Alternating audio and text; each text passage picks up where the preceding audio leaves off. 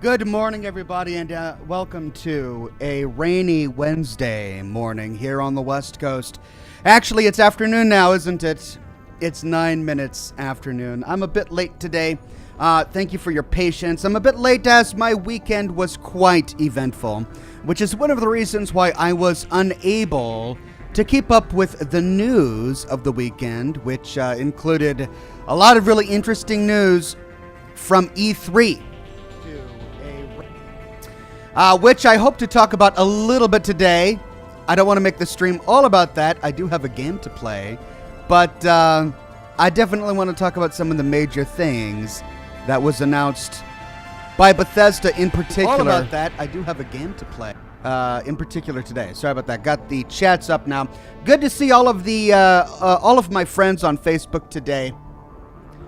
We've got Chris and Tobolus, who says Starfield, I know. And then Matthew Allen Ryan says, hey Ox, not gonna say I've still got, or not gonna stay, I've still got to catch up on the others. No worries, Matthew. Thank you for stopping by, for your donation of stars, and to keep your streak going on Facebook. You rock, good sir.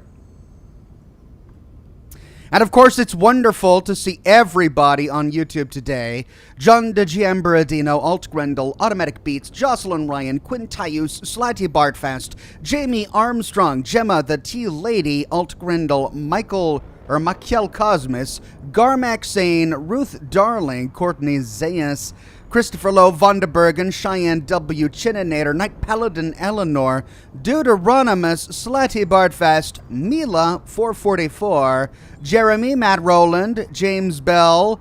E3 was kind of trash though, says Avenity.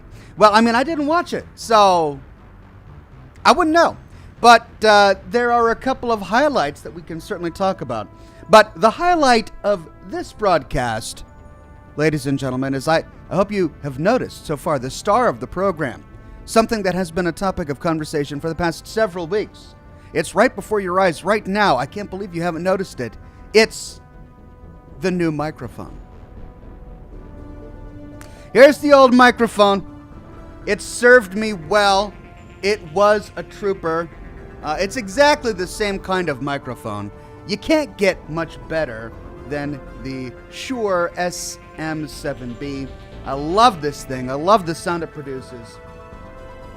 So I got another one of the same kind, and let me know in the chat if you hear a difference. I tried testing it after installing it.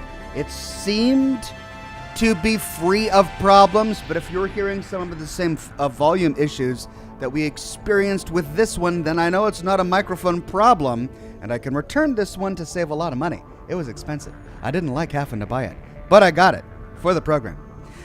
Survivor of the Old Era says, really enjoying your Outer Worlds content. Excited to see the Outer Worlds 2 trailer. I heard about the Outer Worlds 2. I missed the trailer. I missed seeing that, so I'll have to check up on it after the program. Julian Z says, Ox, did you see Starfield, Plagues Take Requiem, Outer Worlds 2, Fallout 76, The Pit? Your thoughts on all of it, please. Okay, so I heard news about A Plague's Tale Requiem. Didn't watch the trailer. So the fact that they've got a sequel coming, awesome. We just finished A Plague's Tale on the program. Great game. A lot of fun. I will play the sequel. Outer Worlds 2, I heard about it. Didn't see the trailer. But I love the Outer Worlds 1, so of course I'm going to play Outer Worlds 2. Now, everything else. Starfield. Yes, I saw the trailer. And I also saw the, there was also like a behind the scenes of art trailer thing. And so I watched that as well, and I'm stoked. I'm thrilled. It's starting to look like something I could really get into. So here's the thing. I'm enjoying Mass Effect. I really am. I typically am not attracted to sleek sci-fi, if that's a great way to put it. Like the Star Trek sci-fi. And the funny thing is that I like Star Trek compared to Star Wars, but when it comes to sci-fi games, I find all of those sci-fi games where technology is depicted as safe and clean, and all of the ships are big and beautiful, and everything is fast and bright, and all of the outfits are sleek and form-fitting, and there's never any junk, and there's never any rust, and there's never any problem, like unless there's, you know, a nuclear meltdown as part of a plot or something. But all of the ships are clean. Everything is smooth and flat and sterilized. There's no character. And you get all these games that are just one after another, and they're all set in these sleek sci-fi universes that just ultimately look identical because they've adopted the same aesthetic. Then you see, like Dead Space, for example. And I haven't played it yet, but I've seen videos of it, and I actually did a tour back when they released Dead Space. I was still in gaming at the time. This was 2008. I talked about this on the program. I was working for a company called WeGame. They invited us down to EA headquarters, and they gave us a tour of the Dead Space game that they were making, and we got to see some of the props that Isaac was using. And I loved how gritty it was, that they were using these mining tools that they retrofitted as weapons, and the armor didn't look like a normal sleek suit of armor. It looked unique and interesting. And here I am watching this Starfield trailer, crossing my fingers and praying that it's just not another glitzy, recycled, super sleek sci-fi game, and I'm pleasantly surprised. I'm seeing weird little robots walking around with strange character, and then we see the interior of the ship, and it's a mess. It looks lived in, right? There are sticky notes all over the place, and personal effects, and dirty clothes, and then you've got all of the buttons and gizmos and doodads, and it looked lived in and real and interesting. And then the logo comes down, the Starfield logo, and what a reveal on the Starfield logo. It gave me vibes of like late 70s, early 80s motion titles, like from old movies and stuff. It was kind of cool. It kind of felt retro. And of course, they open up the trailer with all of the historical footage of the space race. Well, wait, no, it wasn't historical footage. It was reinterpreted historical footage, right? So I don't really know anything about the story, but I'm digging the vibe, right? It seems like the kind of sci-fi game that I could get into. It's kind of got a retro feel to it. It doesn't feel all sleek and futuristic. It's got a grounding in some form of gritty reality, as far as I can tell, that I am attracted to, that I find appealing. So I am anxiously awaiting more information about Starfield as a game. It intrigued me. It really intrigued me. And I'm grateful for that. Now, as for the Fallout 76 stuff, I'm just excited. What could I say? I mean, the last Steel Dawn came, and they end on a cliffhanger, and so we know where the story is going from there, right? We've got this ultimate schism between the hardliners and the Brotherhood and the ones who want change. Kind of a story we've heard before in the Fallout universe. It's something we heard in Fallout Tactics at the very beginning of the game, right? It's something we heard in Fallout 3 when we learned about what happened between the Outcasts and Lions Brotherhood of Steel. So it's kind of like that same story, just being retold in Appalachia. So on one hand, on another hand, I am intrigued to see where it goes. You know, maybe just because I am a Fallout fan. And maybe because I played Steel Dawn and I sympathize with the characters, and I'm rooting for Sophia. It was Sophia, wasn't it? I forget the other guy. What was his name? So I kind of want to see what happens. I'm glad they're resolving that story. I'm not sure what they're going to do when they don't have the Brotherhood to mine for content. But I guess the one thing from the first trailer that I'm a little, and this is the pedantic part of me, and I realize that I've got this pedantic part of me that isn't exactly flattering, and I gravitate to these little details.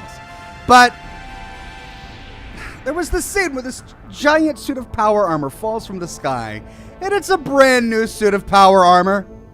It's just a completely brand new suit of power armor, painted in like red, white, and blue. Dropped my cigar. It's like it's even got a non-standard paint scheme, some sort of post-apocalyptic Stars and Stripes paint scheme. It kind of looked like the Liberty Prime armor. I only saw it fly by once. It kind of looked like Liberty Prime armor, but was it? It couldn't have been. They couldn't have put the Liberty Prime power armor as a canonical part of the game. No, I think it was a brand new suit of power armor. They're adding yet another suit of power armor. It's just I fear for the future. I do. I mean, I love Fallout 76, but if every expansion and DLC we get a brand new suit of power armor introduced to the world that we now have to explain canonically, right? I mean, the T-51B was supposed to be the height of American ingenuity and nuclear technology, and it won the war against communist China in Alaska, right? The T-51B. And then the advanced power armor. Okay, well, that's a post-war armor invented by the Enclave. Sure, yeah, that might happen. Then the T-41 and the T-60. Peacekeepers in America. It wasn't deployed. No, it was used to keep the peace. Okay. Oh, but then Excavator and XO1 and XO2 and suddenly Hellfire. Wait a minute. We're starting to get a lot of power armors being developed in a very short window. We have to remember that the United States of America developed power armor in a very short window, and it was that window of opportunity that they used to create power. I really shouldn't be talking about this. I should be talking about Steel Dawn, and it's the story. I mean, the power armor flew down for just a brief scene. It's not even a focal point of the video. Why am I going off on this? But what's really exciting is the pit. Excursions. Was it excursions or expeditions? I don't remember. But apparently, and they didn't really give us any information beyond the trailer that I watched. Apparently, they're going to be having DLCs that send us off on excursions or expeditions, and we get to visit the pit. And the interesting and exciting thing about this is that the pit does have a really long history that was alluded to by Asher and some of the other people in the pit when we explored it during the events of Fallout 3. So if you're excited about Fallout 76, if you're excited about the pit excursion, it's 2022, so we gotta wait a year. But watch my entire series on the pit DLC for Fallout 3 so we can understand the entire story that happened there. I want to know how all of the mutations got so bad, right? We were told it was because of all of the mining and the steel manufacturing and the chemicals that were pumped into Pittsburgh, the Pittsburgh soil, and all that slag. It just got put up in the atmosphere, and it caused all these horrible mutations when it mixed with radiation. Well, now we get to explore Pittsburgh just 25, 26 years after the apocalypse, right? So we get to see the people who survived the apocalypse and see what these mutations did. Maybe start to see how the mutations began to form. See exactly how Raider culture began to germinate and blossom there right after the bombs dropped. So I'm really excited about the pit excursion. That just harkens right back to, it's the roots of Fallout 3 and a DLC that I think was really interesting, but I think many players kind of overlook. I mean, when you think about Fallout DLCs, you don't really think about the pit. It comes up, but it's one of the earlier ones, and it was all right. I don't know if it was one of the better ones, but I think the story was really interesting and it had great potential. And so I can't wait for the pit excursion. So there you go. Those are my thoughts on what we learned at E3. For now, I should probably get back to your comments, and then we should probably get to the game, huh? Man of Warb says, Starfield, to shamble where no feral has shambled before. To kill what no super mutant killed before. Well, Man of Warb, I don't get it, but I like the enthusiasm. Thank you. The Easy Life says, got back into Red Dead Redemption 2, and I forgot how angering hunting can be, and how the horse mechanics make for rage-inducing moments while simply roaming around, lol. They can, but I have to say, the horse mechanics in Red Dead Redemption 2, I came to appreciate them more after playing The Witcher 3, which, Witcher 3 is a great game, but the horse mechanics felt a little clunky compared to the mechanics in Red Dead Redemption 2. Ian Chamberlain says, I loved the tactics vids. Sick today, but happy to catch the stream. Keep up the good work. As always, Ox, thank you, Ian Chamberlain. I might have another tactic vid. I've got a few more things to say about tactics before we end and move on to the next series. By the way, I am knee-deep in my work on the next series. It's going to be fun. It's going to be Fallout. It might not be what you're expecting, but it's going to be great. The Unknown Planet with a donation. Thank you, The Unknown Planet. Stephen Knizek. It says, you're not the real Oxhorn. The real Oxhorn wears his hat everywhere. Where are you keeping the behatted ox? Oh, and more seriously, no massage tank shirt? I was going to make a massage tank shirt, but I kind of ran out of time, and, it's expensive to make each design.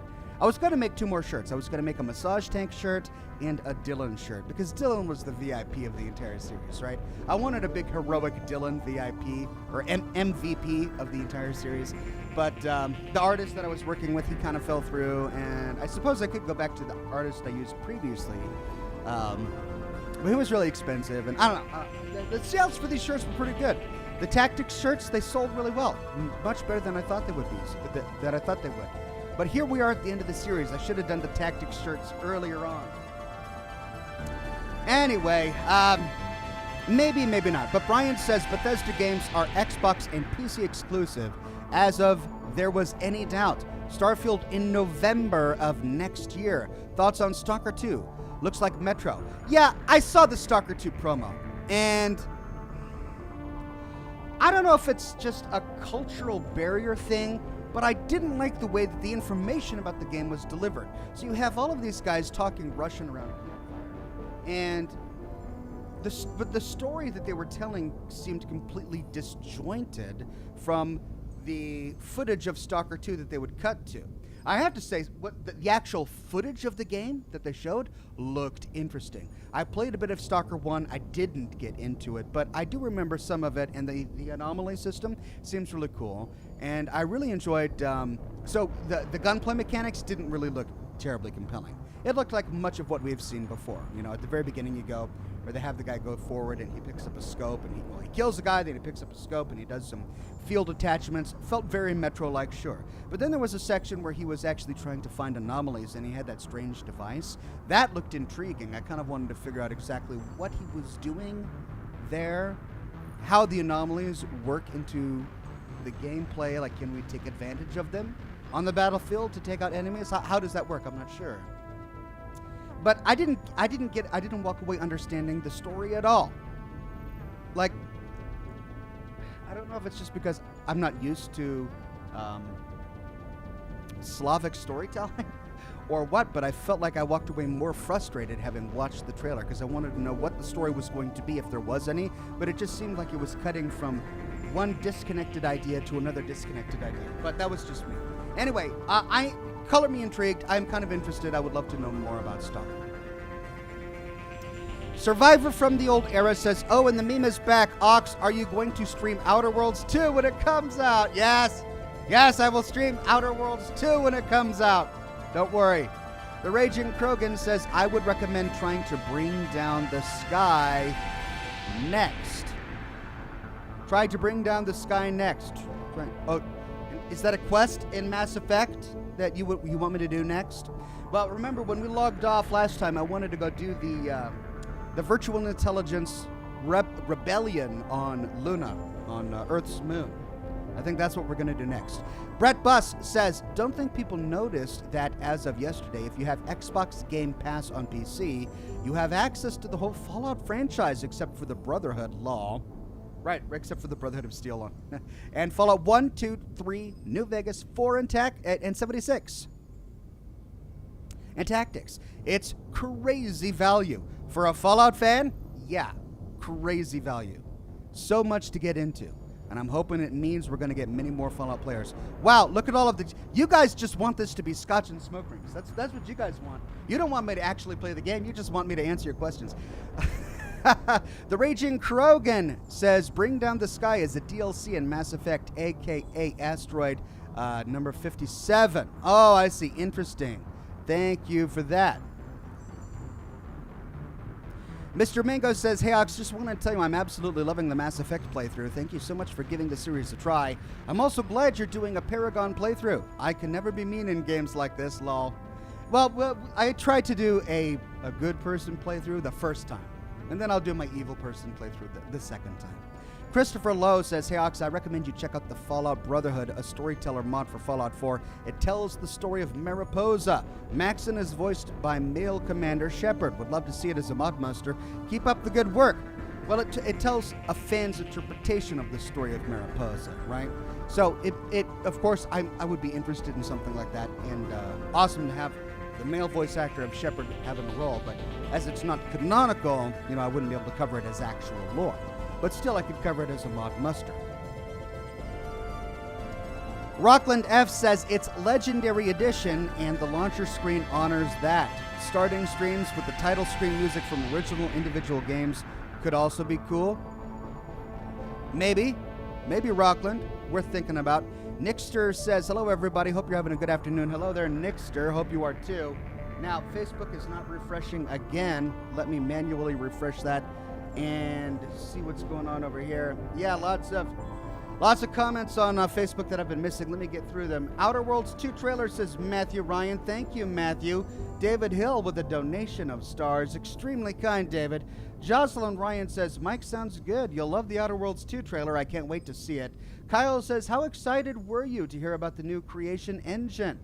I must have missed that. I didn't hear about a new Creation Engine. I'll have to look into that. Matthew Ryan says, I love your furry tail, referring to the cat. Yeah, the cat came in for a snuggle a moment ago. Matthew Ryan says, liking the new microphone, too. Thank you, Matthew. So far, so good on audio distortion.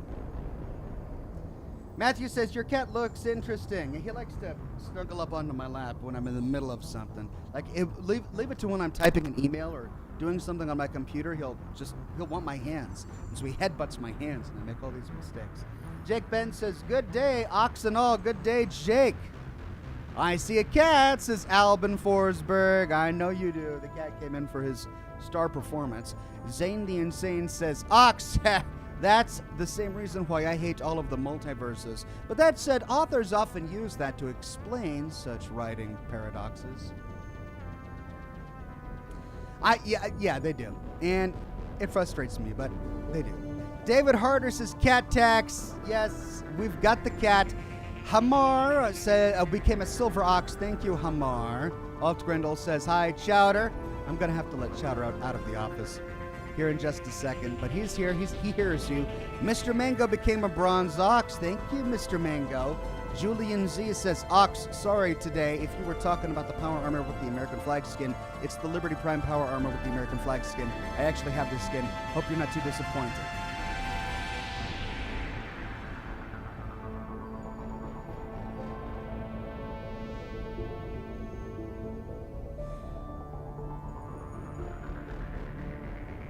I mean,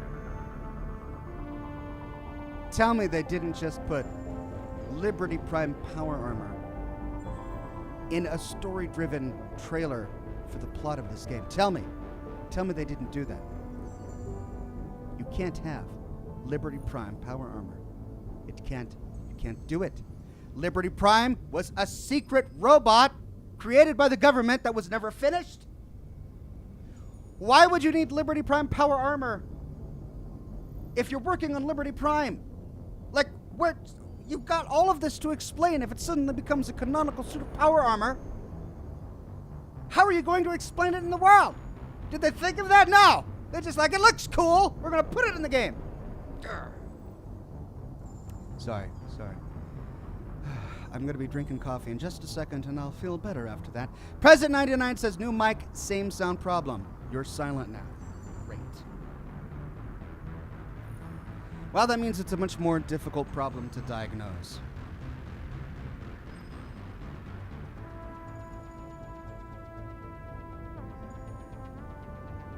But it means I can get my money back on the mic. So that's good. We'll use this mic throughout the rest of the program, then I'll try and figure out the problem. Erica Petite says, hello, Ox. My chocolate lab pup Rex and I are loving the stream. Our Mondays are definitely happier because of it. Enjoy Mass Effect. Thank you, Erica. Will do. Hamar says, hey, Ox. Thanks for all of the wonderful vids and everything. I'm stuck at home healing from pancreatitis. Your vids and streams really help. Thanks, dude. You're welcome, my friend. Julian Z says, oh my god, Ox, lol, I'm losing it seeing you act your cat peek out.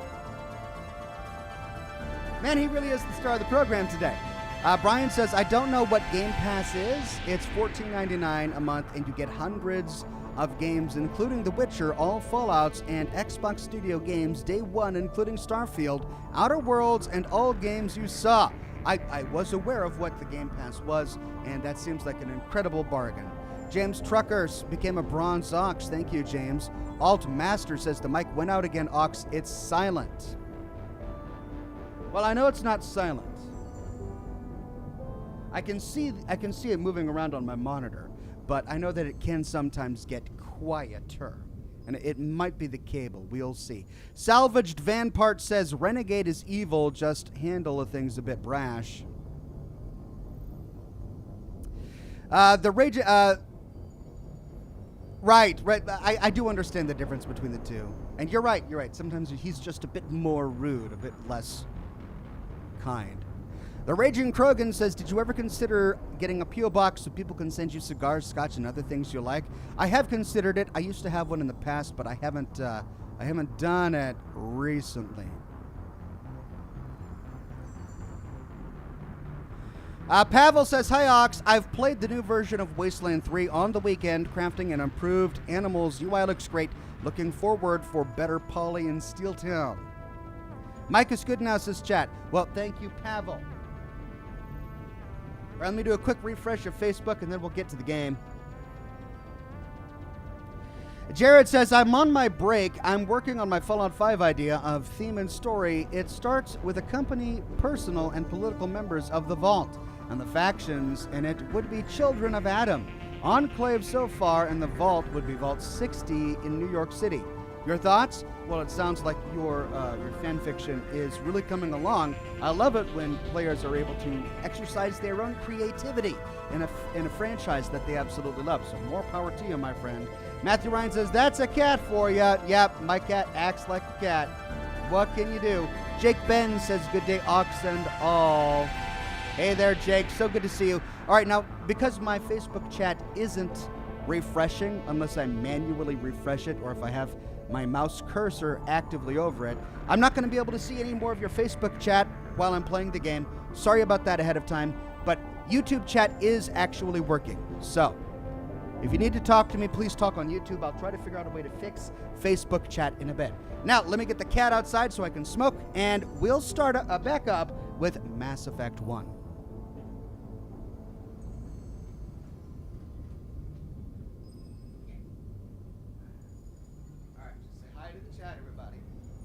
Say meow? Can you say meow? No, you want to say meow? Okay, let's put him outside.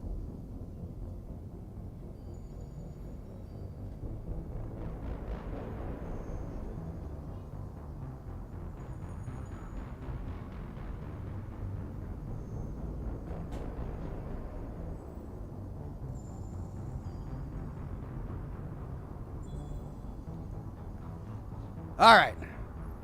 N7, I forgot the N7 mug again. Well, look, the N7 mug is cute, but this is more practical. This is like 7 cups of coffee.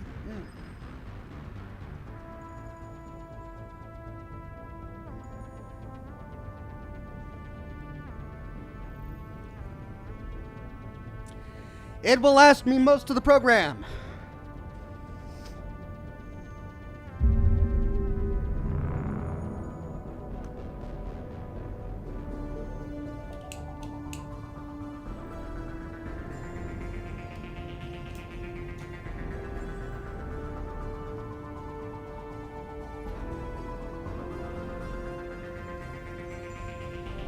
All right, well, if I'm going to be returning this microphone, I'd better not burn the pop filter here, so I'll have to be careful with my cigar.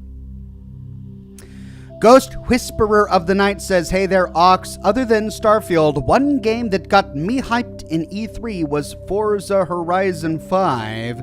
It's a racing open world game. Reason why I'm hyped is going to take place in Mexico. Really? Well, that sounds interesting. I'm not big on racing games, as I'm sure you can probably guess.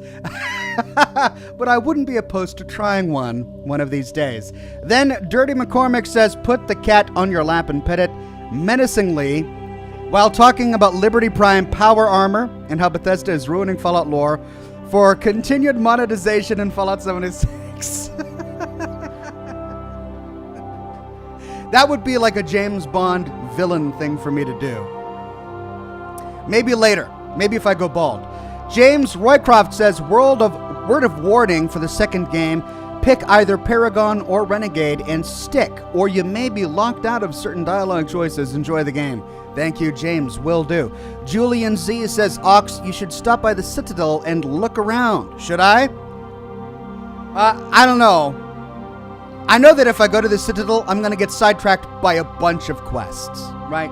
So let's go to the moon first, do that, and then when we're done, we can go to the Citadel.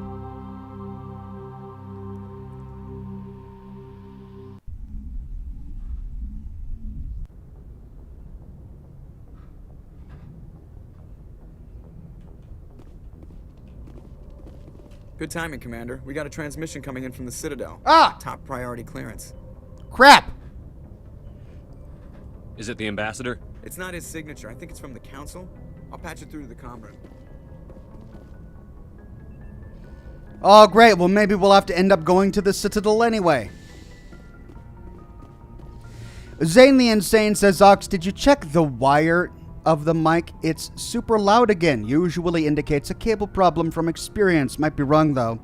Well, I mean, I used the new wire, the cable that came with the new mic. But I do have a rather unique setup here. I have to get the mic over here, even though it's plugged into that computer. I kind of got to daisy chain it. So it may be a cable problem. I'll buy a new cable, and we'll see when it gets here. Commander Shepard, we've received information that may be critical to your mission against Saren. I'll take all the help I can get. We've received an urgent message from one of our infiltration regiments in the Traverse. You mean spies? Spectres tend to attract attention, Commander, but they are only one arm of the Council. Special task groups are often a better option for monitoring developing situations. We currently have several infiltration units scattered throughout the border regions of Citadel space. This particular unit was gathering intel on Saren.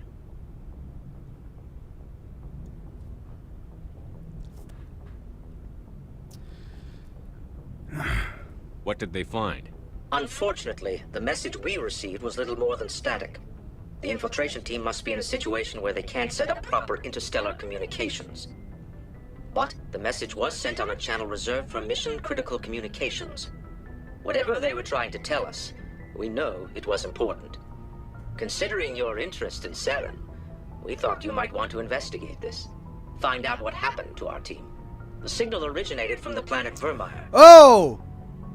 That's the planet that you guys have been warning me about, right? You told me not to go there until I want to, like, go to a point of no return.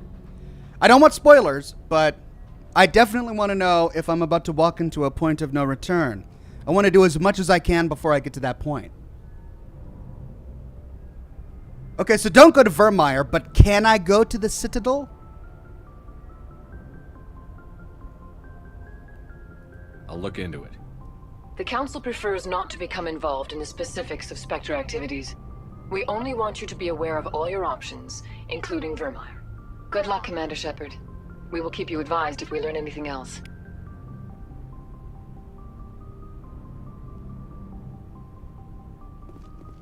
Okay.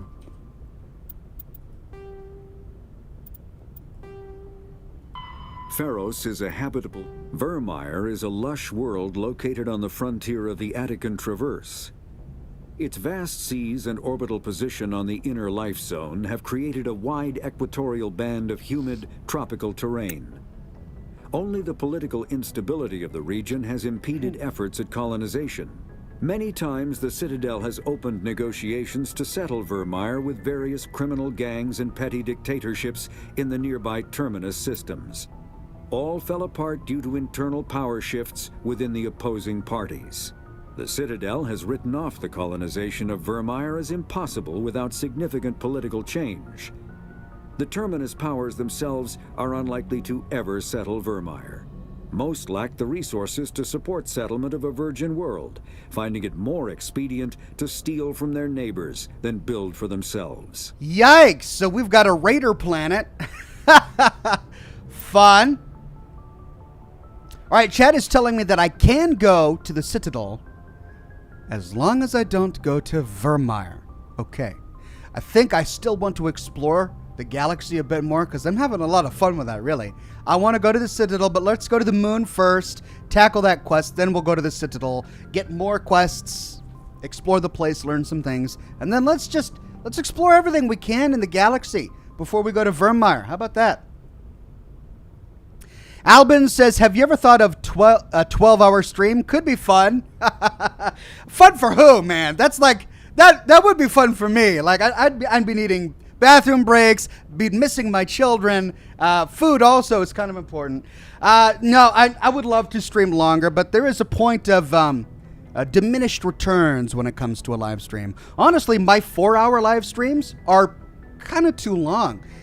Every single stream I do, it grows and grows and grows up until around the 2-hour mark, kind of levels out at around 2 hours and 30 minutes, and almost invariably starts to decline by the 3-hour mark. So if I was a smart businessman, I'd stop at 3 hours, right?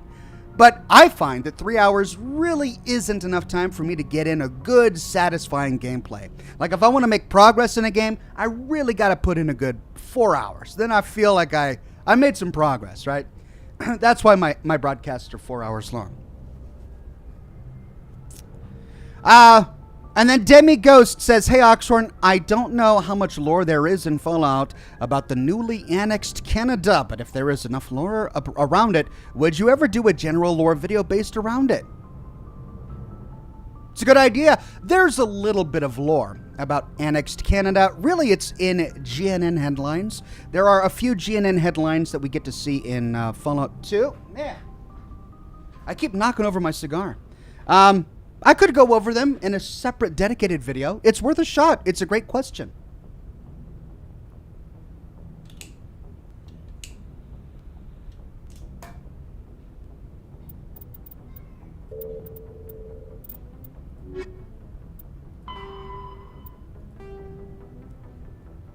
Hey, we unlocked Solarian's Special Tasks Group. Solarian intelligence field agents are grouped into an organization called the Special Tasks Group. STG operators work in independent cells performing dangerous missions such as counter-terrorism, infiltration, reconnaissance, assassination, and sabotage. The STG is a proactive organization, puncturing worrisome trends before they become movements. At any time, a dozen groups are operating covertly within the lawless Terminus systems, sowing dissent among the various factions. Civilian analysts also note how troublesome hinge point individuals in Terminus frequently meet unexpected deaths. STG operators are feared throughout the galaxy for their clear-eyed, remorseless practicality. They are willing to do whatever it takes to achieve their mission, even if it kills civilians or results in the team's own destruction. In many ways, they are akin to the Council's specters. Recently, a number of STG cells have been redeployed from Solarian Union. It is assumed they are in the Terminus and Attican Traverse, investigating reports of Geth activity beyond the Perseus Veil. Wow, so another group of specters that aren't really specters. Fascinating. Journal. Vermeer. Race against time. Find the conduit. You need to explore Pharos, Noveria, and Artemis Tau cluster and Vermeer to find the clues that will lead you to the conduit before Saren. Okay, so that's part of the same quest. Pharos, Geth attack. Go to Pharos, investigate Pharos to see why the colony was attacked by Geth. Okay, so those are main missions. Let's do assignments. Oh yeah, we picked up a bunch of companion quests.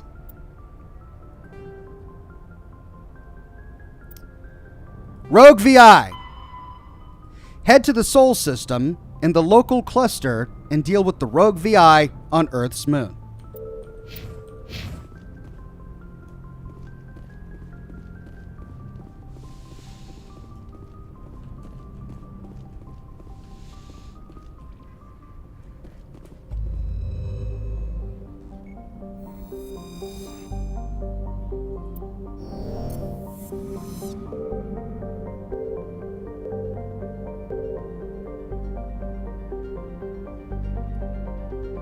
Did we hit all of these? No. Matriarch's writings recovered. Scans of the planet reveals a small abandoned vessel. Your salvage team brought the ship on board and dismantled it, whereupon they discovered one of the Matriarch Delinga's writings.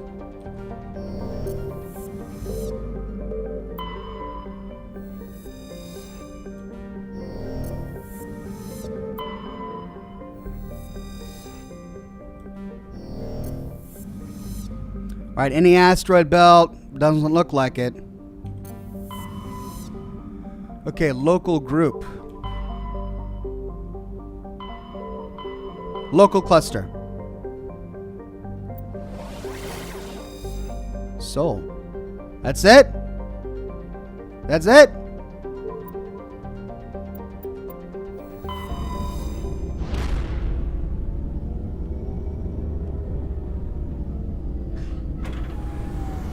Oh, love the cutscene.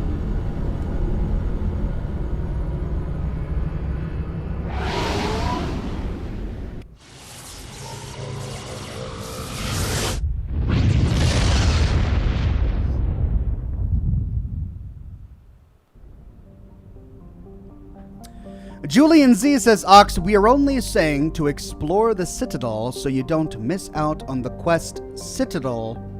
The fan, he usually makes an appearance after every main mission. Oh, I see. Well, I mean, if we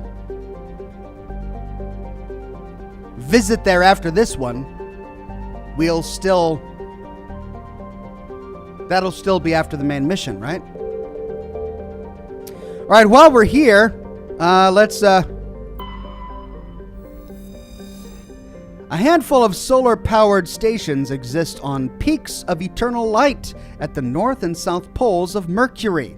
The difficulties imposed by the planet's proximity to the sun and high orbital velocity have limited developments. Population 340. Wow, people are living on Mercury in the Mass Effect universe. Venus.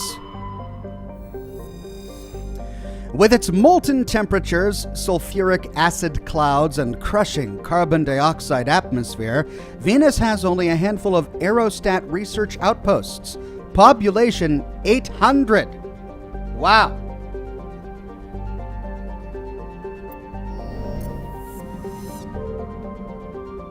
Earth. For detailed information, please refer to the standard issue Alliance Galactic Codex. Earth orbit is riddled with debris generated by bootstrap space development. Use of kinetic barriers is recommended at altitudes over 85 kilometers. Population 11.4 billion. Wow. All right, we'll go to the moon last. Let's finish exploring the solar system. Mars, hey!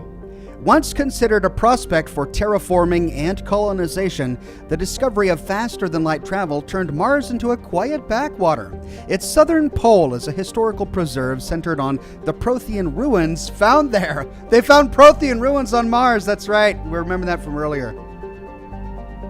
Immigration and development are restricted as the search for Prothean artifacts continues. Colony founded in 2103, population 3.4 million. Capital, Lowell City. Oh, I would love to visit Mars. Rats says, Hey Ox, I have been a longtime fan, but this is the first time catching you live. I am glad to catch my favorite lore master playing my favorite series. I love your choices so far and can't wait to watch you play through all three. Thank you, Rats. I can't wait to either. HDN Exo says, Ox, head to the Kepler Verge / Newton's system / planet on Tarome. Go west of the main point of interest and find the shifty-looking cow. Well, when I back out of this solar system, I'll try to do that. It sounds interesting, a shifty-looking cow. I hope I can remember it.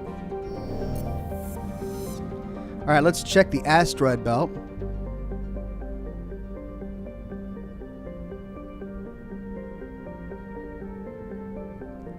Nada. Jupiter. Jupiter's deep gravity well and lethal radiation have kept its moons from being significantly exploited. The largest outpost is Binary Helix Corporation's Nautilus facility attached to the underside of Europa's ice sheet. Population on all moons, 9,100. Saturn.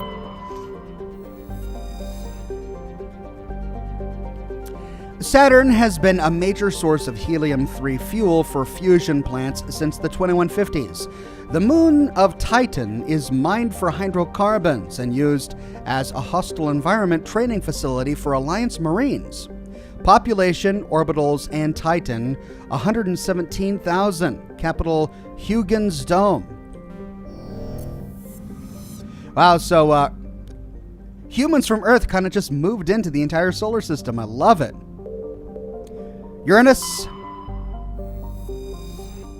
After the development of Mass Effect FTL Drive, distant Uranus was the target of a land rush to exploit its combination of plentiful helium-3 fuel and shallow, for a gas giant, gravity well. Today, Uranus is the largest producer of helium-3 in Alliance space. Population, 371,000. Capital, Sarkov Station. And finally, Neptune. Though Neptune, like Uranus, has plentiful helium, its remoteness made it an unpromising target for mining before development of Mass Effect Drive. With Uranus cheaper to exploit, it has never seen extensive development. The only permanent human presence is a small research facility on Triton. Population, 70. All right, so no Oort cloud, and therefore no Pluto. Oh, wait, Pluto, we got it. Pluto is one of Sol's numerous ice dwarf worlds. It is mainly of note for being the gravitational anchor for the Prothean mass relay to Arcturus. Pluto and the Charon relay, formerly encased in ice and considered a moon. Wow, really? Orbit each other. Pluto's orbit was circularized in 2157 as a side effect of the Charon mass relay recovery operations. So, Pluto's moon Charon is actually a Prothean mass relay, and it was covered in ice. That's hilarious. Population, gateway stations, 9,300. Wow. All right, let's go to the moon. An early source of helium-3, Luna is now mined for materials used in space habitat construction. 24 major stations have been constructed at Earth's L4 and L5 Lagrange points, all from lunar resources. Colony founded in 2069, population 4.1 million. Capital, Armstrong. Of course.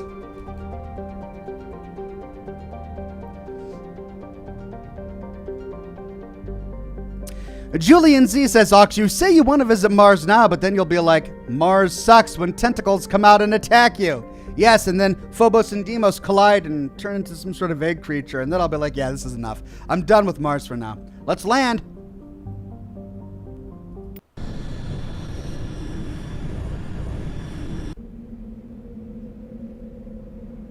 Okay, well,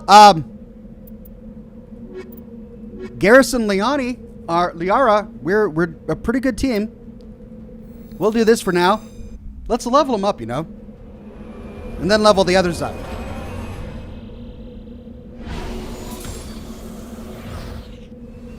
That is an awesome cutscene.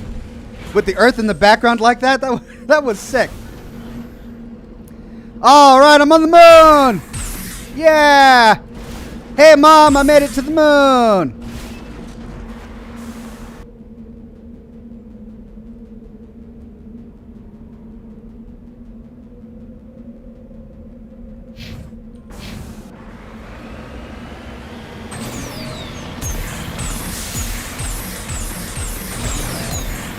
Yes, no, yes, no.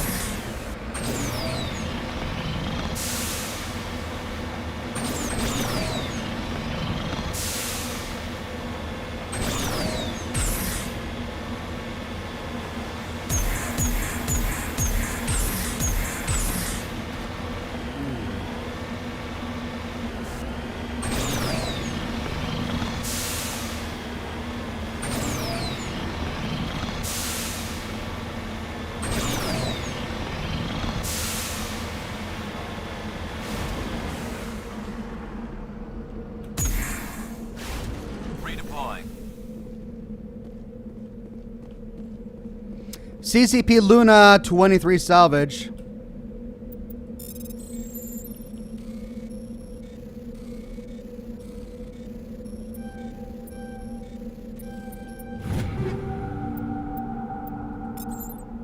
Cool.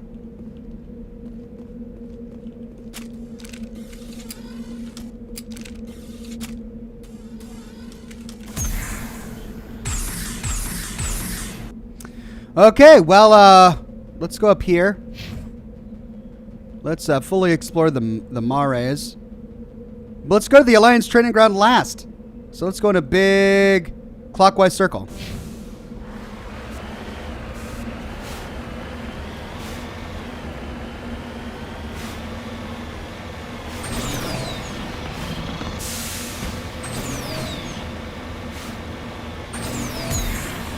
Whoa!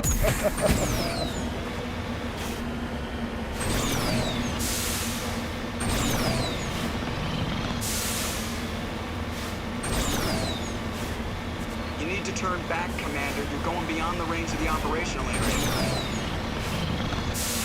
Shut up, Joker. Check the name on the map. CCP Luna 23.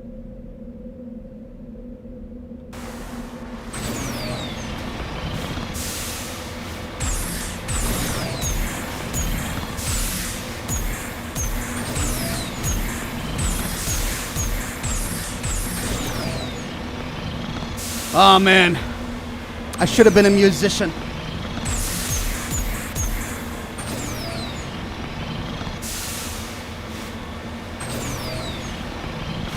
Wow, this is a big plane. How far have we gotten? Holy cow, that's huge. Let's see what's over here. Oh, big mountain in the way. Think I can get by if I go up here. No, it's the edge of the map.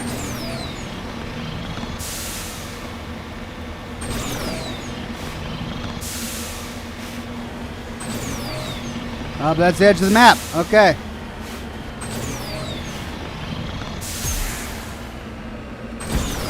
Alright, so nothing. Well, wait, I can't go up there, can I? No, the edge of the map prevents me from going. Huh. Okay. The square of the map is different than the square on the mini-map. You see that?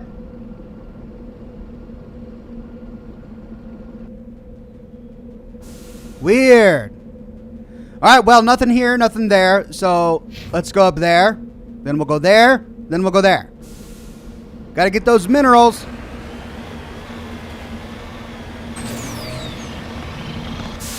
Oh, look at that sight.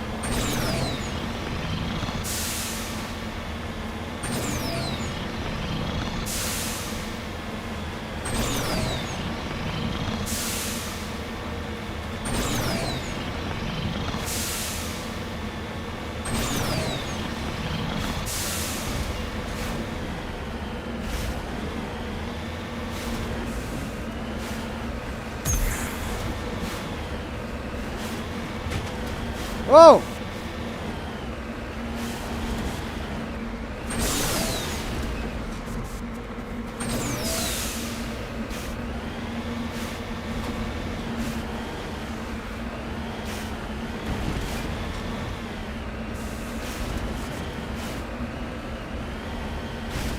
What's that? We got some enemies on the moon?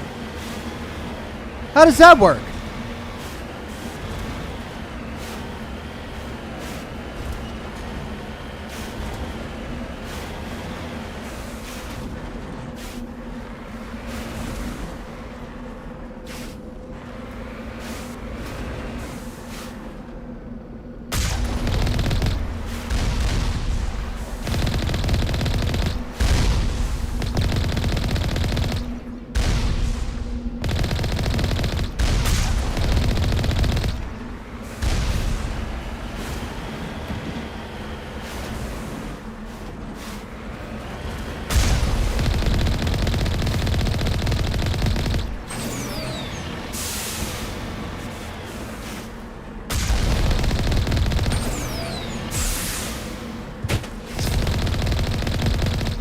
Why were these Alliance heavy turrets firing on me? Oh, that's right. The reason I'm here, the virtual intelligence took over. Huh. Alright, well, let's go down here. Wait, we never actually went down there, did we?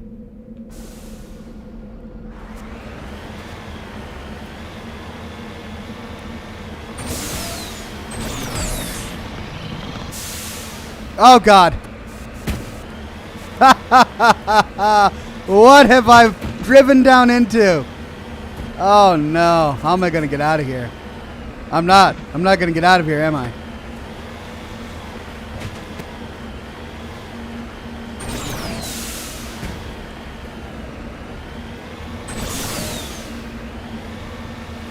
Oh, Lord. Well, that's the edge of that map. All right, let's go this way. Oh, I'm so boned. Why did I go in here?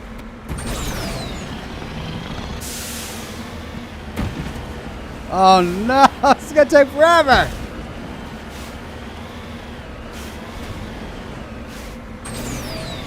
Whoa! The pit of despair. Holy cow.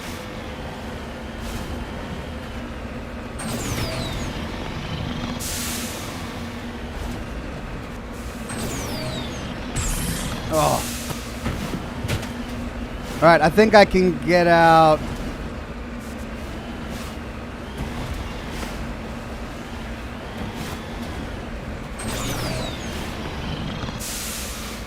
Yeah!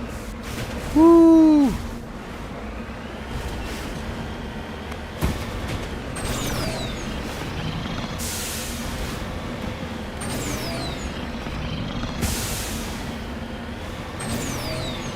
Oh, more turrets!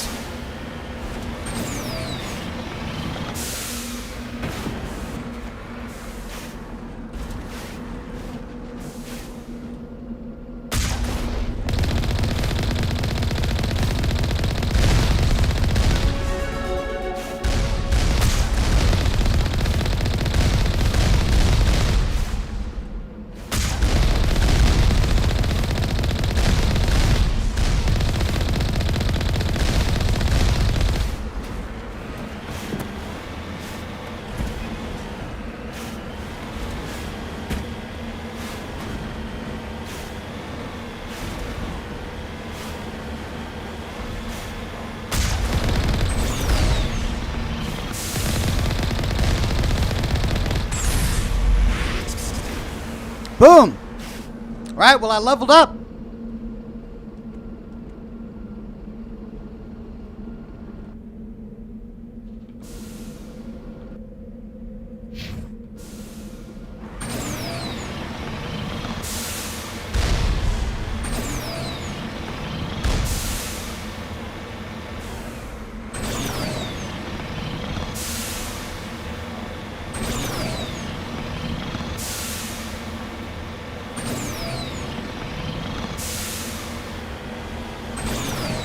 Right, that looks like it's it.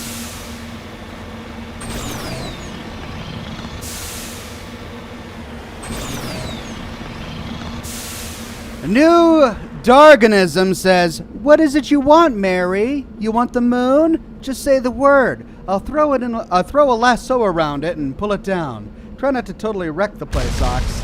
I'll do my best.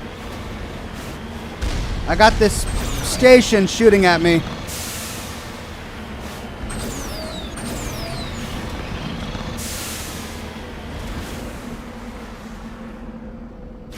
Wormy says, "The one game where Ox's driving skills aren't an issue. I seem to be getting by."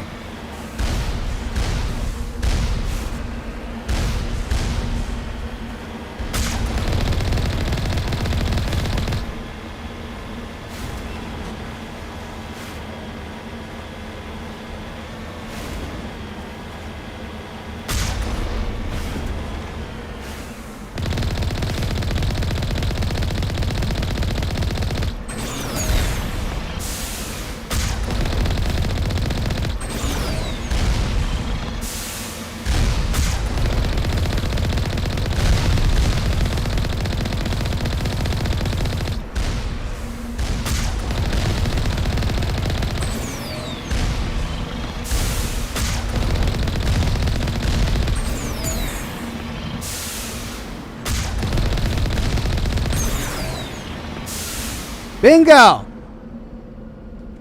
Gotcha!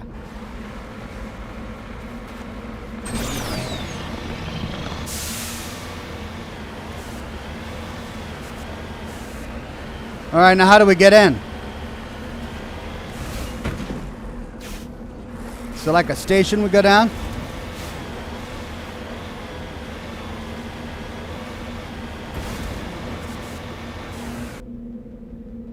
That's it.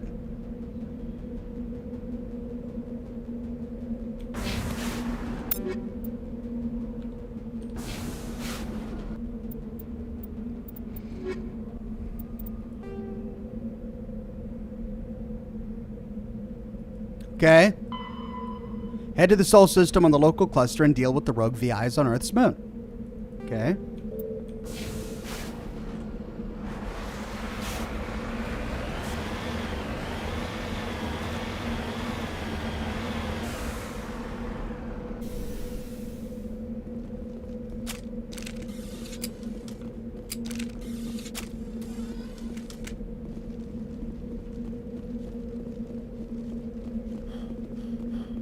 Ah!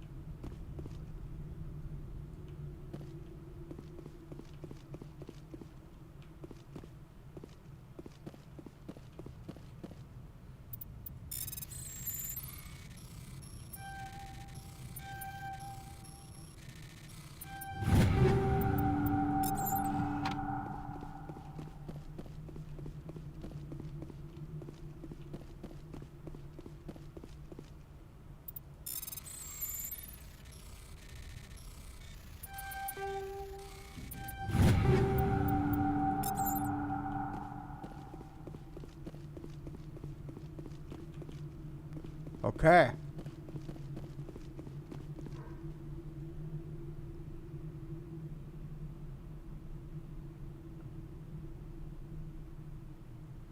Let's dive in. Quick save.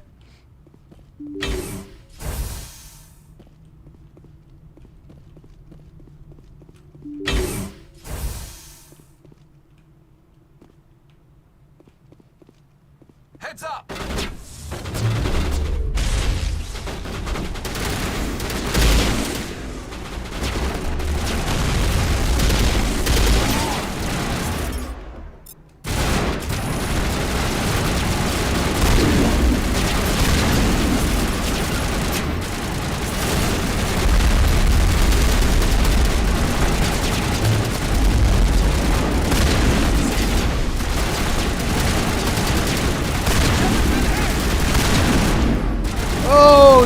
Sustained fire!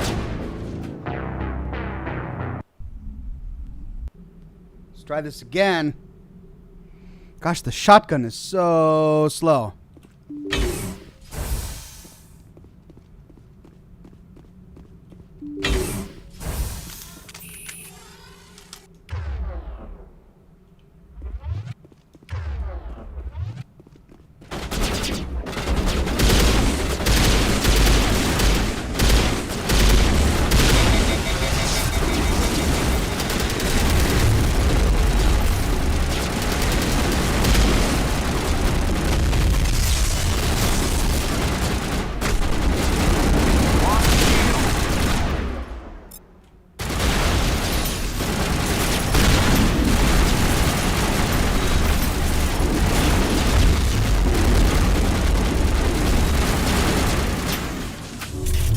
Charging up.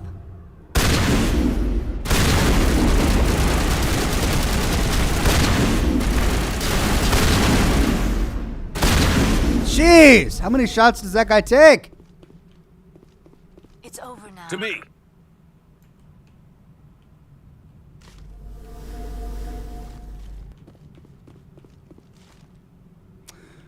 Yeah, the problem with enemies in Mass Effect 1 is, in situations like this, they all just swarm you, right? Which means you're just taking them all on at the same time. There have been a few instances where some of the guys would actually take concealment behind some of the boxes and stuff, and we'd have to hop out to hunt them down, but usually they just swarm us. All right, so we've got one door out.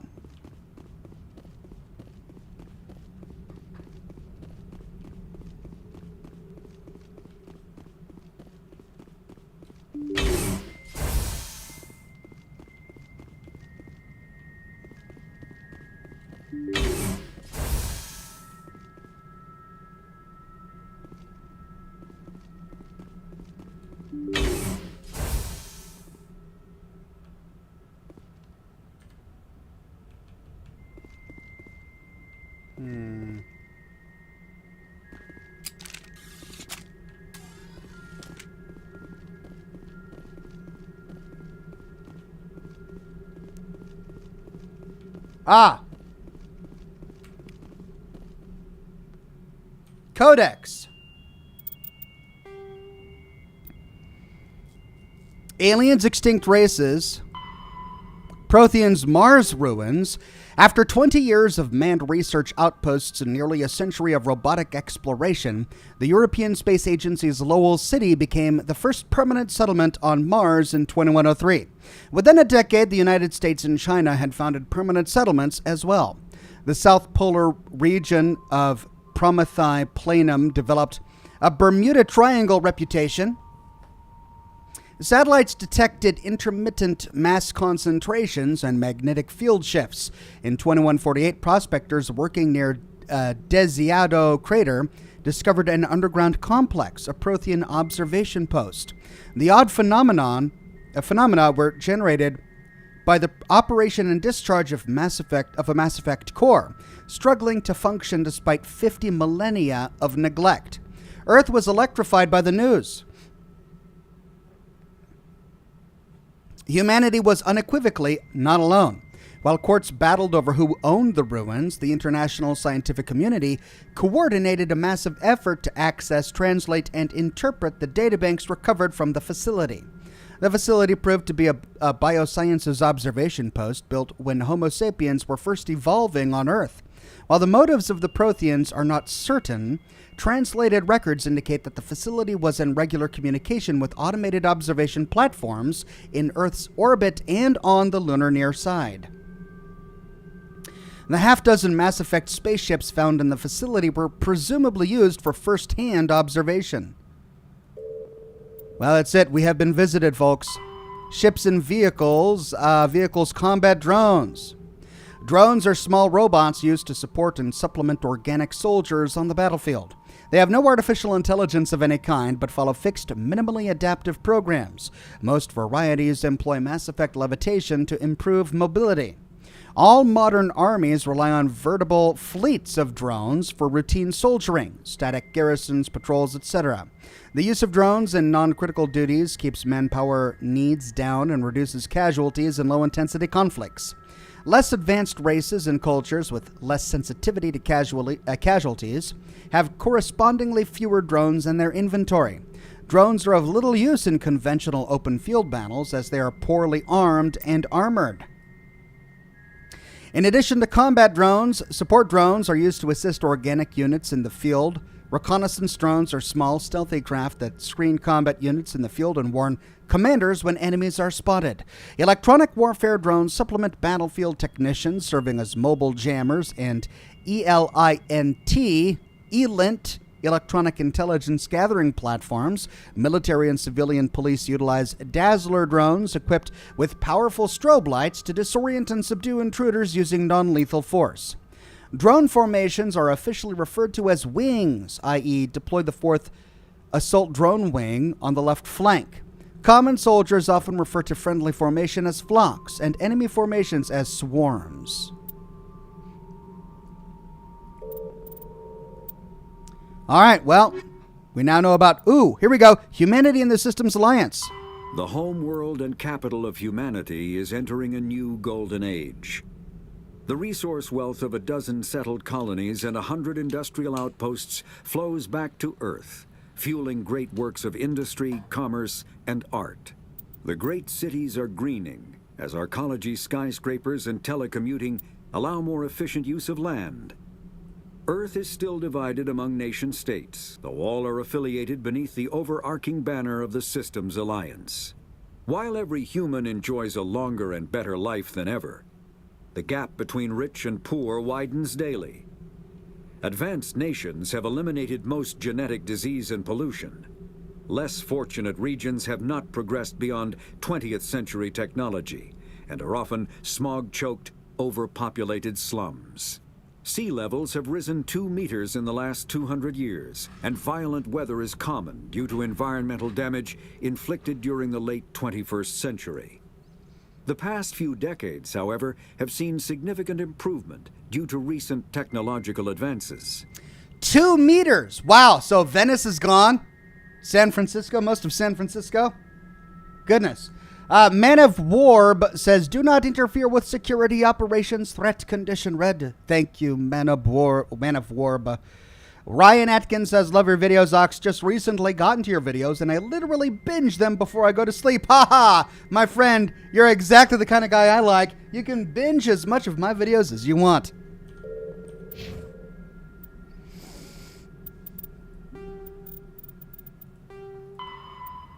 Engage VI. Destroy the VI conduits. Oh, okay.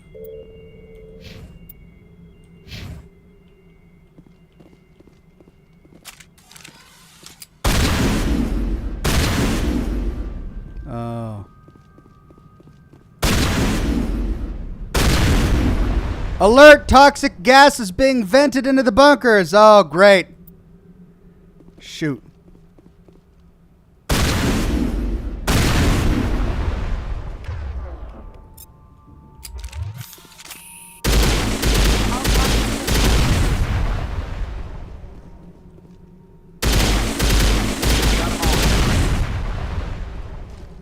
Run away!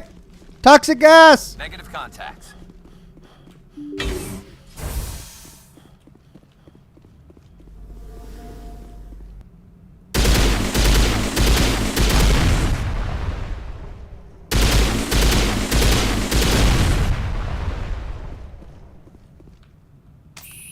Any more lore?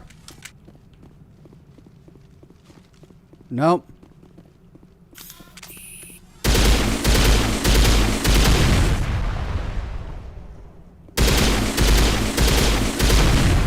The lights on the optical mainframes flicker and die. The first of the 3 computing clusters containing the VI is offline. Great. We got to do this. We got to go topside again. I think we're good, Shepard.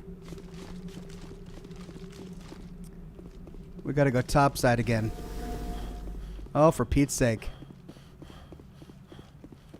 Well, get to do this battle again.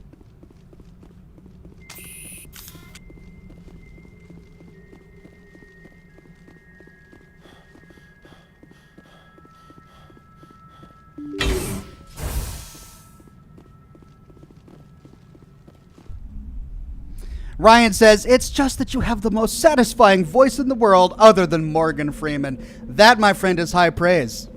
Thank you.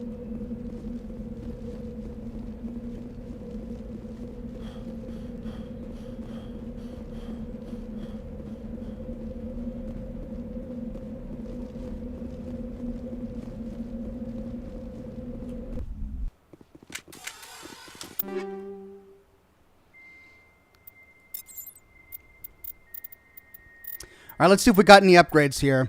I've got the Raikou 4.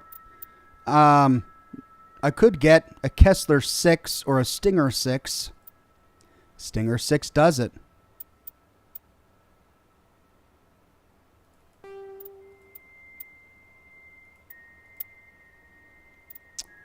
The Katana 4 is still better than the Hurricane 6 and the Storm 5. Now the Firestorm 4. I still like what I got.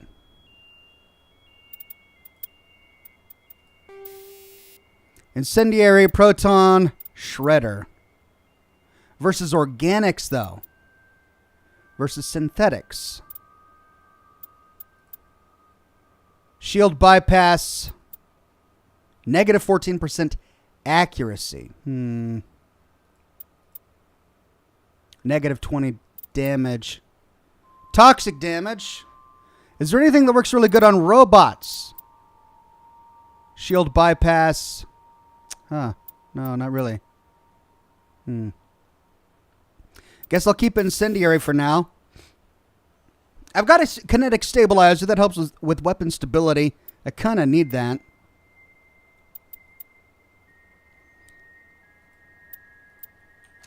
Let's see if we got any mods here for the shotgun. Currently got the rail extension 4. Level 6 detection. Rail extension 6. Oh.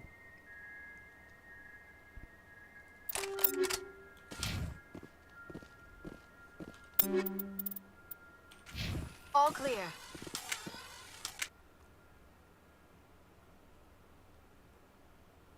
Tungsten rounds, Ox. Really?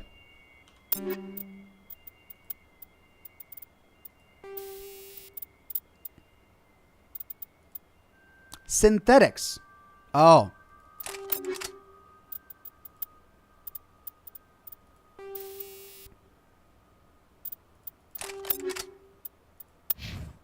Okay.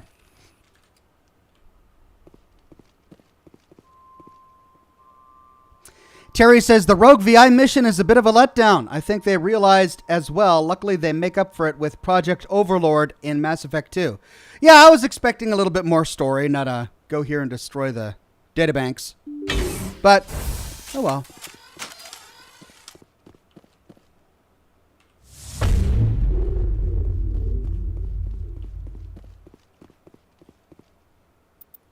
It's an older game, you know.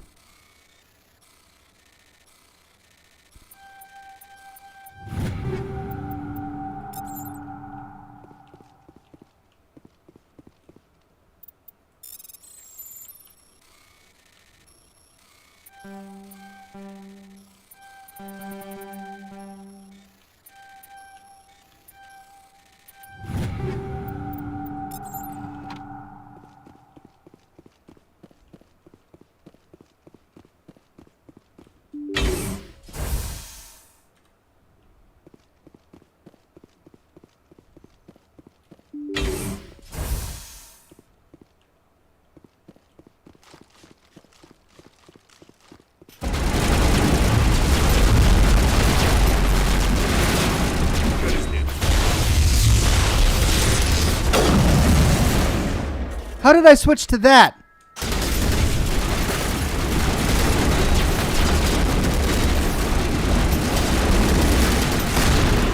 Golly! So I tried to run in to find better cover, but they just end up getting all around me. I mean, my best bet is just to stick here at the entrance and let them come right in front of me.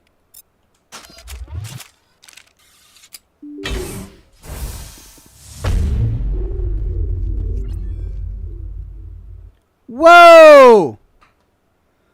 What was that? I get an achievement and it crashes desktop. Oh, wait, no, here we go. It just minimized it.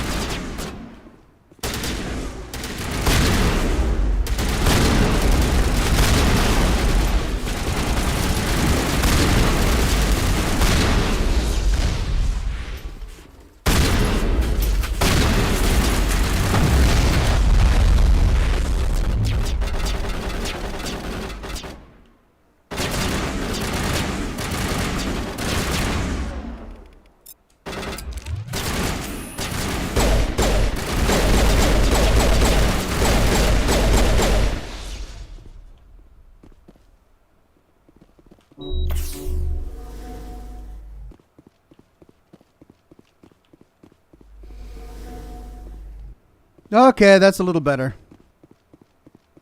Just had to find the right box to hide behind.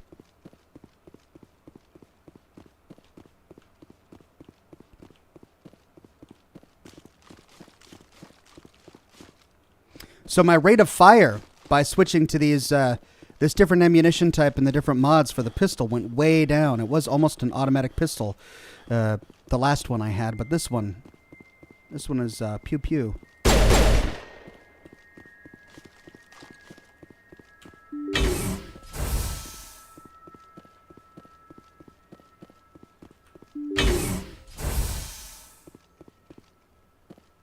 Okay, so it's literally the exact same thing. Fine. All right, any lore first?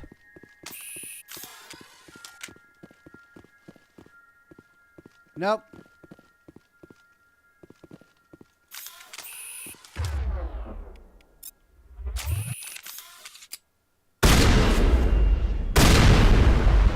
A kinetic barrier field's powering up throughout the bunker complex.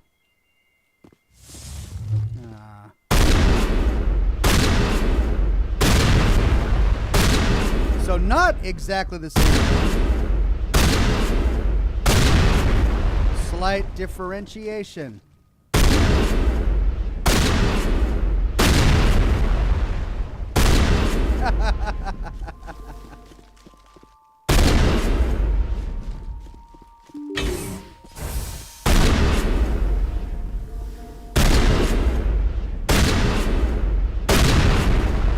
I'm hurting myself. I'm too close to the detonation.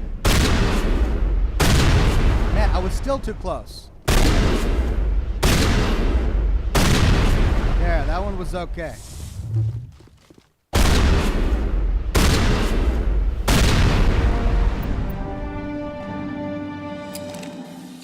There we go. Any lore? No. All right, back topside. Let's take care of the final one, and then we'll go to the Citadel. See if there's anything new, any new quests, anything we missed.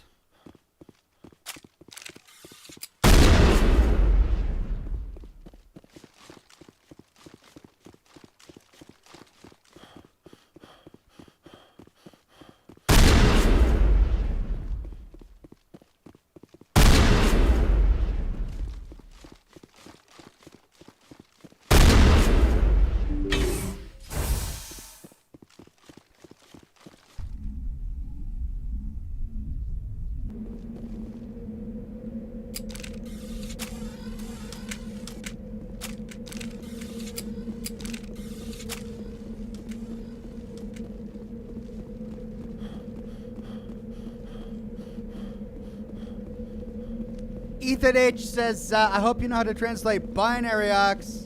Oh, God. 011011. Charging up. Great.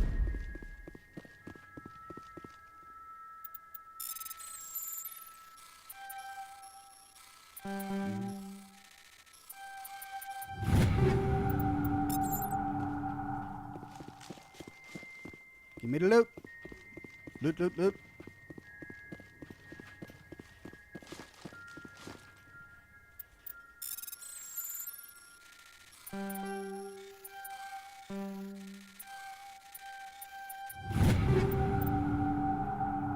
Ooh.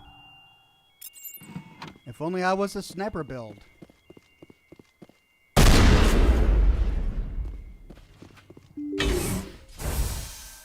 Oh, that's a lot of guys. Give me quick save. Can't quick save. Can I get out of combat and quick save over here? No.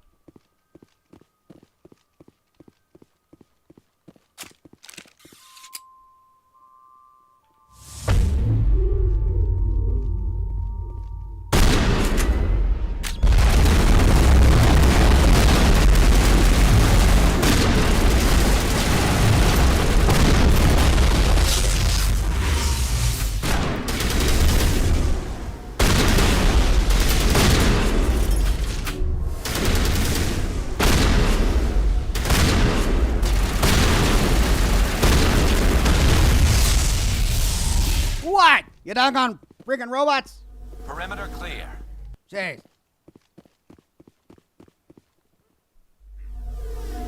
Steph says, thanks for playing Mass Effect, Docs. It's because of this trilogy that I love video games today. My toddler woke up, so we're heading to the pool. Happy Monday. Have a happy Monday. Have fun at the pool. Thanks for watching. Man of Warb says, Ox might need some help with the binary code. Well, I guess we'll see.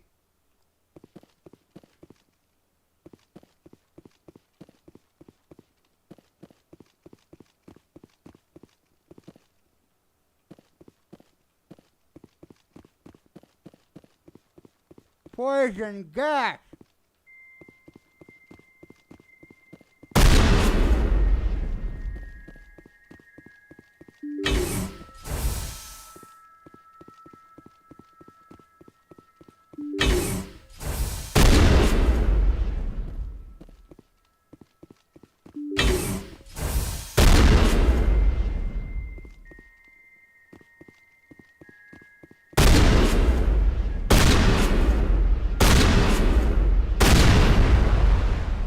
Additional security drones.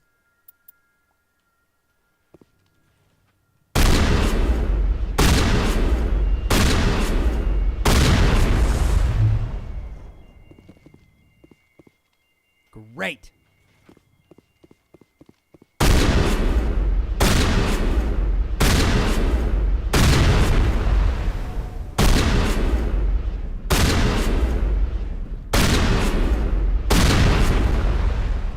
Well, I am a shotgun guy. Let's get this over with.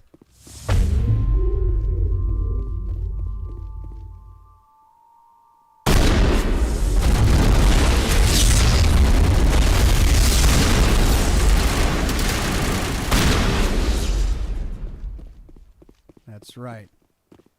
Perimeter secured. Don't mess with a shotgun guy.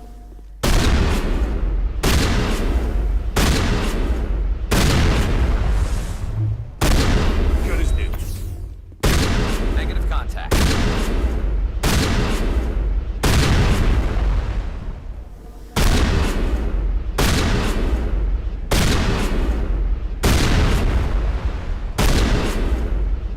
Could you get out of the way, Garrus?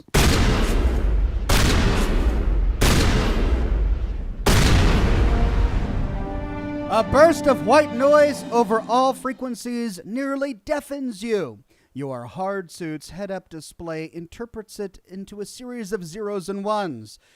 0 1 0 0 1 0 0 0 0 1 0 0 0 1 0 1 0 1 1 0 or 1 0 0 1 1 0 0 0 1 0 1 0 0 0 0. They repeat again and again, blanketing all frequencies until the lights on the final 6 cluster flicker and die. Specialization class achieved. Your specialization class will replace your base class in the talents on the squad screen. Talent ranks in your base class transfer over to your specialization class. Go to your squad screen to view the bonuses you gain with each rank of your specialization class. What? What is this? Select specialization class. Shock Trooper or Nemesis. So Man of War is basically telling me the binary code spelled help. The VI was going help, help, help, help, until it died. A mysterious signal says, love the Fallout Tactics series, Ox. Any plans to play the terrible PS2 Brotherhood of Steel game? I'd be happy to provide a copy. No plans. No plans. All right, so we've got Shock Trooper. Highly trained killing machines, Shock Troopers excel in all combat situations. Increases health, damage protection, improves the immunity and barrier abilities, and improves the adrenaline ability. Or Nemesis. The Nemesis is a biotic specialist who uses Mass Effect fields to inflict heavy damage against opponents, increases duration and damage for all biotic abilities, improves warp and lift. I'm not good with biotics. I'm going to go with Shock Trooper. Albin says that I missed his super chat. I'm so sorry. Let me see if I can find that. Albin earlier said you should become an audiobook reader, Ox. Thank you, Albin. It's extremely kind. I've considered it. Maybe someday.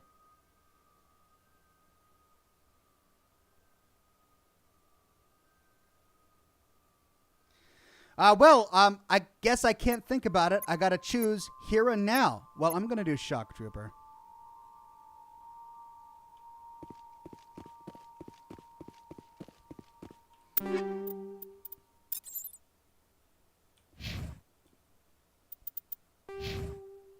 All right, I've got 8 points to spend.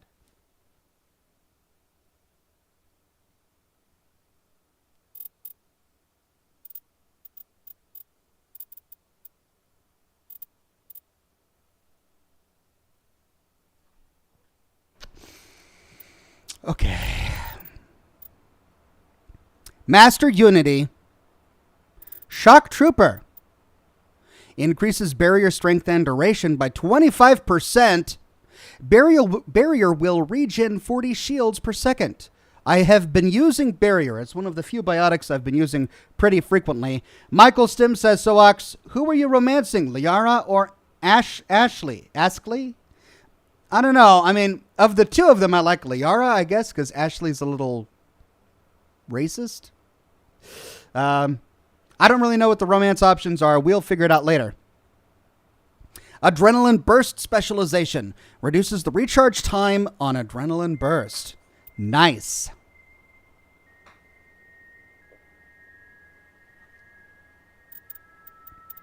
Master Barrier. I haven't even unlocked Lift yet, have I?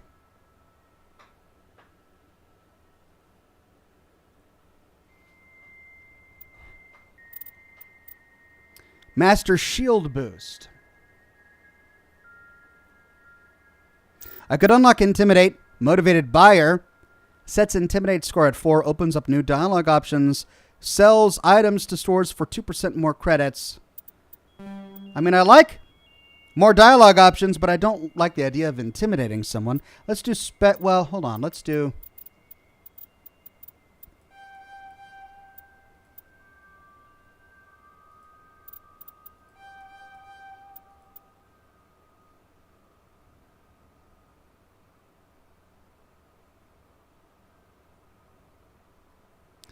And then I should really start working on throw.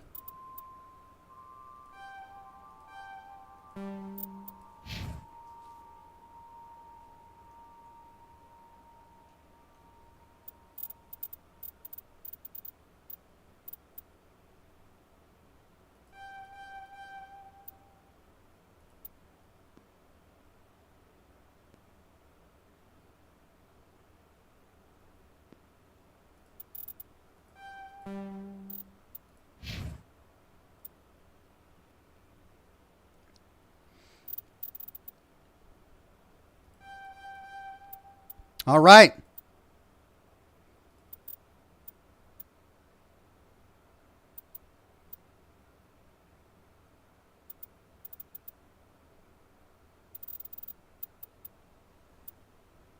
So this just increases shield capacity.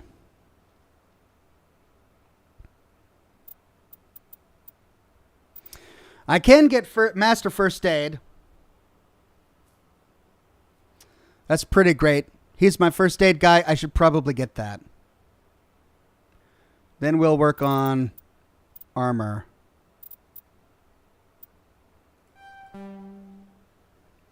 The Zippy says, I don't always tell dad jokes, but when I do, he usually laughs. Love it. Right, we're done. Let's get out of here. So, to the Citadel then.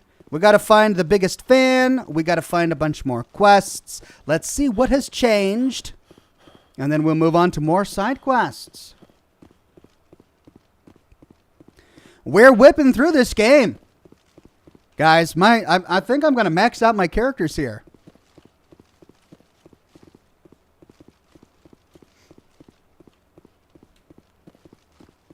And Jessica says Ashley is a xenophobe. Yeah, I mean, I guess I shouldn't say racist. Well, I mean, strictly speaking, aliens are just races of other creatures, right?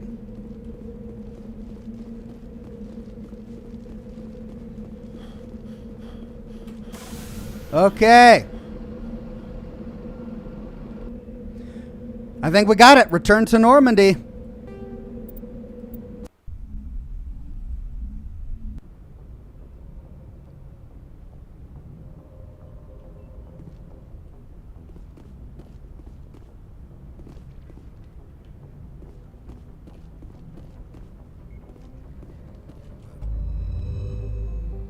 Let's go back to the Citadel.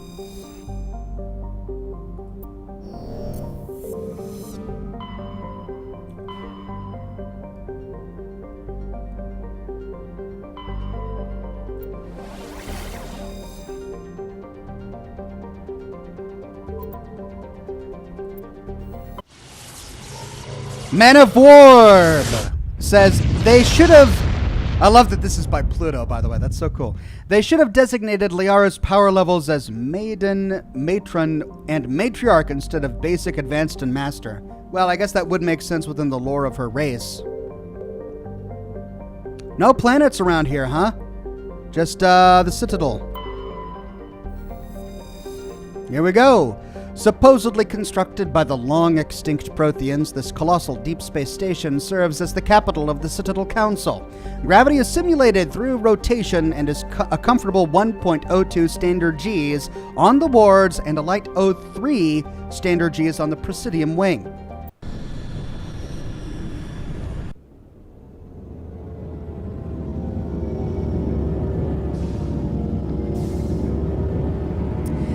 Shadow Snake says there is one new side quest on the Citadel on the Presidium in the Financial District, if that helps. Should be near the fast travel point. Thanks. I don't want to miss anything, so what we'll do, since I already know the layout of the Citadel, we'll quickly run through physically the entire thing. Maybe we'll find people who want our help. Maybe we'll pick up some side quests. Who knows what we'll find. Get as much as we can, then back to the Normandy and do more side quests, while avoiding the point of no return.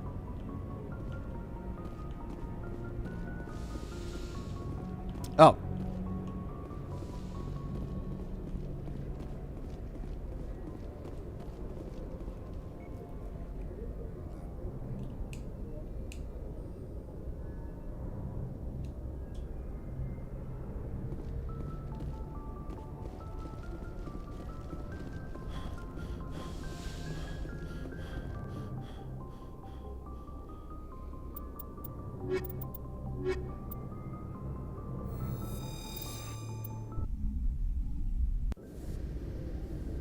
Equalizing interior pressure with exterior atmosphere.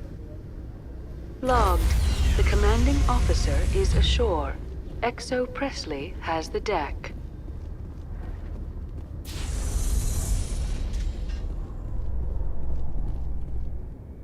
Rear Admiral Mihailovic, 5th Fleet. Commander Shepard, SSV Normandy. You don't know who I am, do you, Commander? I command the 63rd Scout Flotilla. You and the Normandy were slated for my unit after shakedown. Then the Council got their paws, claws, tentacles, whatever. They got them on our ship and you. I still serve the Alliance, sir. As a Spectre, I can advance our interests to the Council. You still know what color your blood is, Shepard? I don't begrudge the politician's decision to throw you to the Council. It's an opportunity. I do begrudge this over-designed piece of tin, though. The Normandy is a fine ship, sir. She's served us well so far. It's a gimmick, Commander. Useless in a stand-up fight. This experiment diverted billions from our appropriations bills. For the same price, we could have had a heavy cruiser. But no, we had to make nice to the Turians, throw money in a co-developed boondoggle. I'm here to make an inspection, Commander. Normandy is an Alliance warship. I intend to see she's up to snuff. We'd be honored to show her to you, Admiral. I'll just bet. Wait here. I won't be long. Okay. Commander, I'm not happy. What did you find out of order? Who designed that CIC? Putting the commander aft of everyone else is inefficient. What if he needs to discuss with the operators toward the bow? Modified Turian style. They prefer commanders looking over their subordinates rather than in the middle of them. We wanted to see how effectively they can command with that setup. Reasonable goal, but they should have studied that in a lab rather than on a frontline warship. I had to shake my head at that drive core of yours. 120 billion credits at element 0 to make this thing able to move without giving itself away. You realize we could make drive cores for 12,000 fighters with that money? What good is it to hide for a few hours anyway?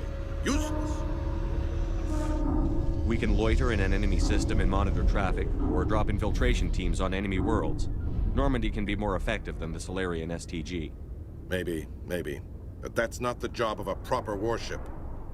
We're supposed to find and kill the enemy fleet, not count how many times their garrison goes to the bathroom.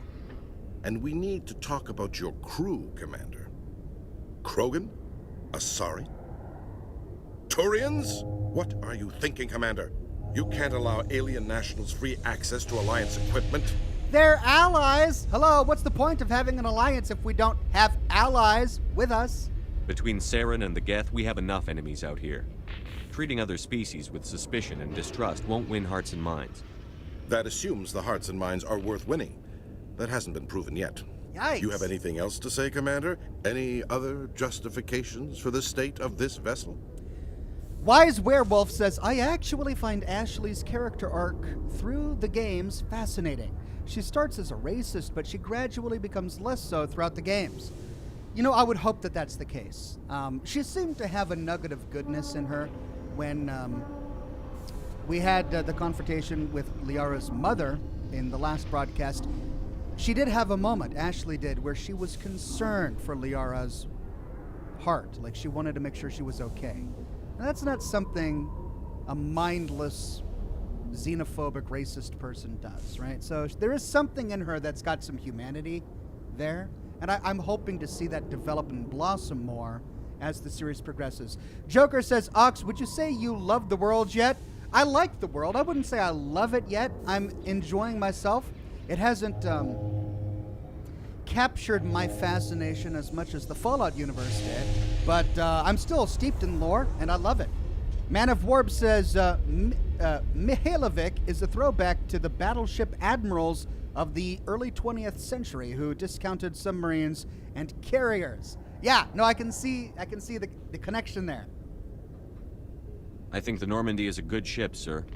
Even if you disagree, you have to see that her joint construction and multiracial crew make the Alliance look better.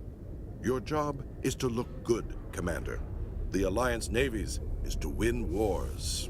I'm not convinced Normandy isn't a waste of taxpayer money, but I am convinced that you believe otherwise, and that you'll use it to its best ability. I'll be submitting a report to the Joint Military Council.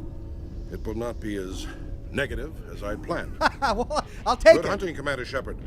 Make us proud. Will do, Admiral Mihailovic. It won't be as negative as I had anticipated. All right, well, we'll take the good with the bad. What's that? Ooh, a new codex. Wow, just by looking out into space. Combat Hey. hard suits use a dual-layer system to protect Wait, the did wearer. we see this one? The inner layer consists of fabric armor with kinetic padding. Areas that don't need to be flexible, such as the chest or shins, are reinforced with sheets of lightweight, ablative ceramic. The outer layer consists of automatically generated kinetic barriers. Objects traveling above a certain speed will trigger the barrier's reflex system and be deflected, provided there is enough energy left in the shield's power cell. Armored hard suits are sealable to protect the wearer from extremes of temperature and atmosphere. Standard equipment includes an onboard mini-frame and a communications, navigation, and sensing suite. The mini-frame is designed to accept and display data from a weapon's smart targeting system to make it easier to locate and eliminate enemies. I don't remember reading that one, but, all right, so we did it again. Mass accelerators, this one's new. A mass accelerator propels a solid metal slug using precisely controlled electromagnetic attraction and repulsion. The slug is designed to squash or shatter on impact, increasing the energy it transfers to the target. If this were not the case, it would simply punch a hole right through, doing minimal damage. Accelerator design was revolutionized by Element Zero. A slug lightened by a mass effect field can be accelerated to greater speeds, permitting projectile velocities that were previously unattainable. If accelerated to a high enough velocity, a simple paint chip can impact with the same destructive force as a nuclear weapon. However, mass accelerators produce recoil equal to their impact energy. This is mitigated somewhat by the mass effect fields that rounds are suspended within. But weapon recoil is still the prime limiting factor on slug velocity. How did we unlock this one? By looking out over the Normandy? The two don't really connect. Kolf2A Wannabe says you might be missing the fact that some of these people fought against the Turians in the war and might have lost friends and family. And that's a salient point. It really is. Thank you for that one. R. Farr says stop indulging the Ashley is a racist narrative. What do you mean indulging? R. Farr, I just sat here and said that I saw a nugget of goodness within her while talking with her, and I highlighted that while also admitting that she's the most xenophobic person we have yet met on the ship. I mean, the Rear Admiral guy that we just talked to was a bit xenophobic. He didn't like all of the aliens on board, but at least he walked away understanding why we were there. Ashley is just like following orders. She's only content because she's following orders, but every now and then she'll have a snide comment to say about one of the other aliens, and only some of the other aliens. Clearly, her character is pretty xenophobic right now, and it's okay to mention that. It's in the game, as long as we mention everything else, like the moments of goodness that she displays, which I'm trying to do. Will M says, one of my favorite YouTube personalities playing my favorite game series. I didn't realize you started until now, but I'm glad you're trying it. Thank you, Will M. I'm having a blast. Okay, let's dive in, see what we've got aboard. Presidium technicians are struggling to understand why a computer system catastrophically overloaded recently. Technicians are reportedly unsure of what caused the malfunction, or even what the system was originally designed to do. CSEC is investigating the possible vandalism or misuse of public property. What is she doing? That's my elevator idle animation. Fan service. Okay.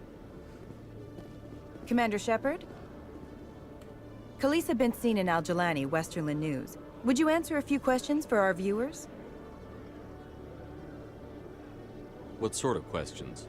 People back home have heard a lot of wild stories about you, Commander. I can give you the chance to set the record straight. What do you say? Oh, I don't like the press. They always misconstrue what you say. So long as you understand that I may not be able to answer all questions. I'm sure our viewers will understand.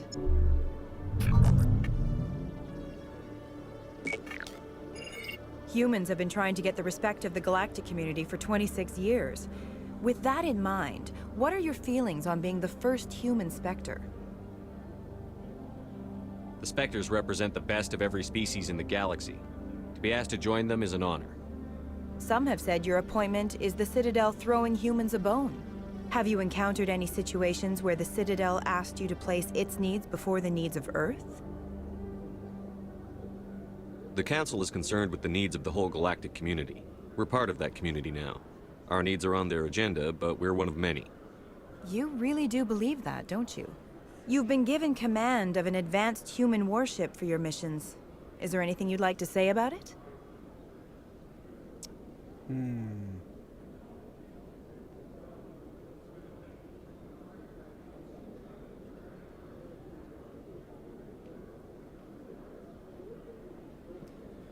Well, I mean, so clearly the blue option here is the Turians helped build it. That throws the Turians a bone, and it makes everyone understand that it was a joint alien-human endeavor. But I also don't want to reveal too much about some very important military hardware, right? I mean, all we're doing is that it's saying that it's advanced. And I guess that's not saying too much. Actually, the Normandy was co-developed by human and Turian engineers. Its design incorporates many innovations, all of which are classified, I'm afraid. There we go. So the Turians have knowledge of the Normandy that is being kept secret from the Alliance public? Whoa! Do you think it was appropriate to hand Earth's most advanced warship over to the Citadel? I wasn't aware it had been handed over to anyone. I'm in command, and last I checked, I'm human. Same goes for my crew. Human, yes, but you do work for the Citadel now, Commander. Speaking of your new job, did the Council order you to sabotage human research concern on Noveria? Well, I'm already regretting this. I'm afraid I can't discuss the details of my missions. So you were there on a mission from the Council? That's very interesting. Given your recent experiences, do you think humanity will ever get the respect it deserves from the galactic community? Robert Johnson with a tip. Thank you, Robert. Miss Honey says, so excited to watch my favorite game series played through a new player, especially my favorite streamer. Thank you, Miss Honey. And then Ethan says, this lady appears in all 3 games, and a renegade character can punch. Oh, and then it flew off. Like, I didn't get to finish reading it before it got deleted, maybe because it had a spoiler in it. But I didn't get to finish it. Wow, lots of time to shut you up options. Respect's a funny thing. People always assume they deserve it. The truth is, respect is earned. And I firmly believe we can earn it. You're an idealist, Commander, but a sincere one. I hope you're right. One last question, Commander. Rumors back home say you're tracking a rogue Spectre named Saren. Do you have any comment on that?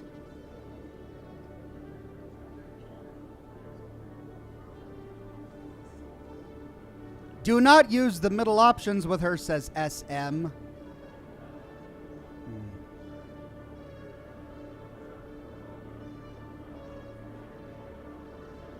Saren instigated the attack on our colony at Eden Prime. Once his involvement was proven to the Council, I was assigned to bring him in. That's surprising, Commander.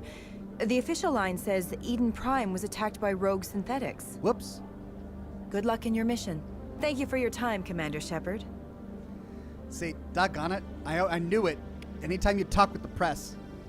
Gah.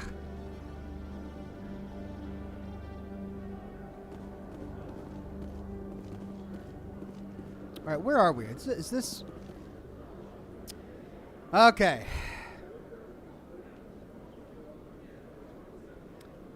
Let's go to requisitions. See if there's anything new.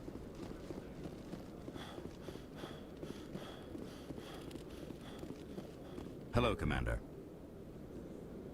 Show me what you've got. I'll open the rare stocks for you, Commander. Enjoy.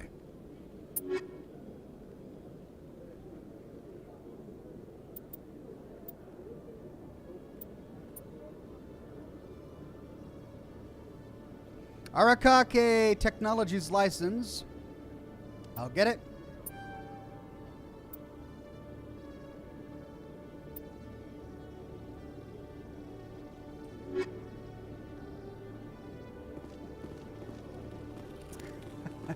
I I think I made a big mistake by telling them that Saren did Eden Prime. Alright, well, let's finish exploring up here first.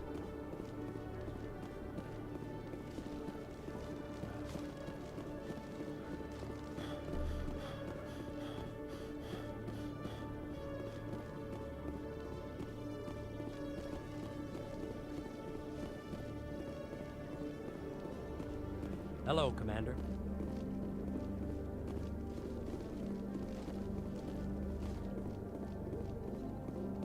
Good to see you, Commander.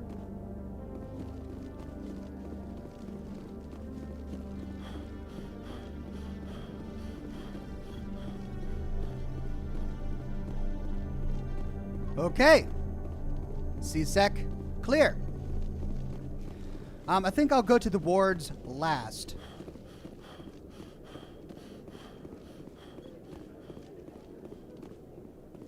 So let's go to the Presidium. Let's go to the marketplace.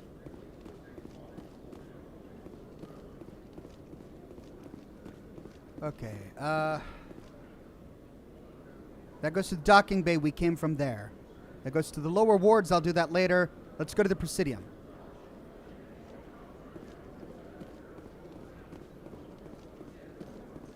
Now that you have experienced a Spectre's life firsthand, Garrus, do you regret leaving your security position? Fighting a rogue Spectre with countless lives at stake and no regulations to get in the way? I'd say that beats C-Sec. I am unsure how the imminent destruction of all organic life beats anything, but your enthusiasm is comforting nonetheless.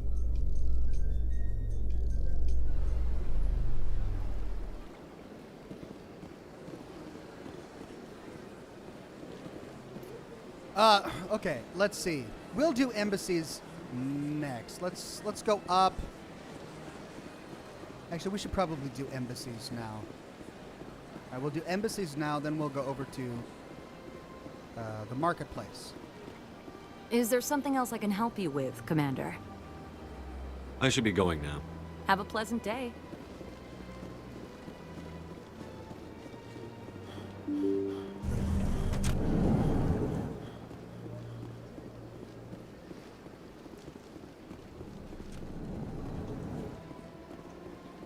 Hey! Codex! Ships and vehicles. Man of Warb says, sell your unwanted loot to Dr. Michael in the wards. You'll get more money by selling to her. Great, thank you, I will. Valkyrie says, hey Oxhorn, the Mark X unlocks when you get an overall credit limit of 1 million. There are ways to exploit it, but I'm more in favor of doing New Game Plus. I'm not sure what that is, but thank you. I'll bear that in mind. Space combat general tactics. Shells lofted by surface navies crash back to Earth when their acceleration is overwhelmed by gravity and air resistance. In space, a projectile has unlimited range. It will keep moving until it hits something. Practical gunnery range is determined by the velocity of the attacker's ordnance and by maneuverability of the target.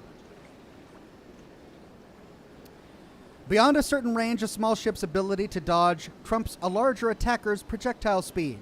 The longest range combat occurs between dreadnoughts, whose projectiles have the highest velocity but are the least maneuverable. The shortest range combat is between frigates, which have the slowest projectile velocities and highest maneuverability. Opposing dreadnoughts open with a main gun artillery duel at extreme ranges of tens of thousands of kilometers. The fleets close, maintaining evasive lateral motion while keeping their bow guns facing the enemy. Fighters are launched and attempt to close to disruptor torpedo range. Cautious admirals weaken the enemy with ranged fire and fighter strikes before committing to close action. Aggressive commanders advance so cruisers and frigates can engage. At long range, the main guns of cruisers become useful. Friendly interceptors engage enemy fighters until the attackers enter the range of ship-based Guardian fire. Dreadnoughts fire from the rear, screened by smaller ships. Commanders must decide whether to commit to a general melee or retreat to faster than light. At medium range, ships can use broadside guns. Fleets intermingle and it becomes difficult to retreat in order. Ships with damaged kinetic barriers are vulnerable to Wolfpack frigate flotillas that speed through the battle space. Only fighters and frigates enter close knife fight ranges of 10 or fewer kilometers. Fighters loose their disruptor torpedoes, bringing down a ship's kinetic barriers and allowing it to be swarmed by frigates. Guardian lasers become viable weapons, swatting down fighters and boiling away warship armor. Neither dreadnoughts nor cruisers can use their main guns at close range. Laying the bow on a moving target becomes impossible. Superheated thruster exhaust becomes a hazard. Your Noveria report raised a few eyebrows in the Council, Shepard. I can't believe you let that queen live. There's a reason their species was nearly wiped out. You should have finished them off. This queen isn't like the others. She's not interested in conquest or war. Really? I'm glad you're an expert in a species we know virtually nothing about. I hope we're both still around in 50 years to see if you're right. Genocide of an entire species is a terrible tragedy, Ambassador. Shepard did the right thing. Fine. I'll just tell everyone we figured it was a good idea to release a fertile Rachni queen in the wilds of Noveria. I'm sure nobody will have a problem with that. Anything else? Yes, Commander? Do you know anything about Vermeer? Sorry, Shepard. I've never even heard of it before all this. You'll have to go out there and check it out for yourself. How are you holding up? Honestly, this isn't how I pictured my career coming to an end. Pushing papers really isn't my thing, but you're the one who can stop Saren. I believe in you, Shepard. If that means I have to step aside, so be it. What do you know about Armiston Baines? Where did you hear that name? Never mind, I don't want to know. Baines is dead. Has been for quite some time. The people I spoke with seem to think he was still alive. It's not common knowledge. Military is keeping it under wraps. Baines was doing some high-level work for the Alliance. Stuff even I wasn't aware of. One day he turns up dead on a drifting scout ship. Everyone suspects it was foul play, but it was never officially investigated. What can you tell me about the ship? I don't know much about it. You should talk to Admiral Kahoku. One of his crews discovered Baines' body. I spoke to Kahoku. He never brought it up. You should mention Baines the next time you see him. See if he'll tell you anything. Is there anything else, Commander? Any extra intel you can give me on our colony at Pharos? The entire planet used to be one giant Prothean city. Mostly ruins now. But some of the infrastructure is still intact. The colony tried to build on what the Protheans left behind. We lost all contact with them when the Geth attacked. I want to know the truth about you and Saren. I want to know about the mission you were on together all those years ago. We had intel on a rogue scientist being funded by Batarian interests. He was trying to set up a facility to develop illegal AI technology out in the Verge. Alliance intel had done all the work, but the Council wanted a Spectre involved. We compromised. I was assigned to help Saren in his investigation. We tracked the scientist to a refining facility on Kamala. He was hidden away somewhere inside, protected by an army of Batarian mercenaries. The plan was simple. Sneak into the plant, capture the scientist, sneak back out. Quick, quiet, and a minimum of bloodshed. I'm guessing things didn't go as planned. Saren and I split up to cover more ground. Then about halfway through the mission, there was a massive explosion in the refinery core. Officially, it was ruled an accident, but I think Saren detonated it on purpose to draw off the enemy guards. How many casualties? The explosion tore the refinery to shreds. The whole place was on fire. Black chemical clouds poured out into the atmosphere. Nobody inside survived. There was a camp for the workers and their families nearby. Between the fires and the toxic fumes, the final death count was over 500. Mostly civilians. Saren didn't care. The target was eliminated. Mission accomplished. And I ended up taking the blame. That ended all talk of me joining the Spectres. Saren caused the explosion. How'd he pin it on you? In his report, Saren accused me of blowing his cover. He said it was my fault the guards were ready for us. He claimed that's why it turned into a massacre. Saren's report was all the proof the Council needed to kill my chances of becoming a Spectre. What? Don't blame yourself, Captain. I don't. I blame Saren. I think he wanted things to go bad. He was looking for an excuse to blow that refinery. Maybe he just likes the violence. Maybe he was just trying to make me look bad to keep humans out of the Spectres. If so, he pulled it off. Why'd you let him get away with it? Who do you think the Council was going to listen to? Me? Or their best agent? I had a bad feeling about him right from the start. I should have been more careful. Maybe I could have stopped things before they got out of hand. The only thing I care about is stopping Saren. You're right, Commander. It's no good living in the past. I should go. I'll be here if you need anything. Interesting. So we just got a new codex entry from talking with him, and we unlocked more dialogue with a Rear Admiral. In the early 2160s, the Alliance began aggressive colonization of worlds in the Skyllian Verge, much to the dismay of the Batarians, who had been developing the region for several decades. In 2171, the Batarians petitioned the Council to declare the Verge a zone of Batarian interest. The Council refused, however, declaring unsettled worlds in the region open to human colonization. In protest, the Batarians closed their Citadel embassy and severed official diplomatic relations with the Council, effectively becoming a rogue state. They instigated a proxy war in the Verge by funneling money and weapons to criminal organizations, urging them to strike at human colonies. Hostilities peaked with the Skyllian Blitz of 2176, an attack on the human capital of Elysium by Batarian-funded pirates and slavers. In 2178, the Alliance retaliated with a crushing assault on the moon of Torfin, long used as a staging base by Batarian-backed criminals. In the aftermath, the Batarians retreated into their own systems and are now rarely seen in Citadel space. All right. Wise Werewolf says, what did the fan say to the comedian after getting his autograph? You have an excellent punmanship. Thanks. Deathica says, if nothing else, Mass Effect tackles a lot of interesting topics and issues for people to discuss. Love the ambition and complexity in story and game continuity.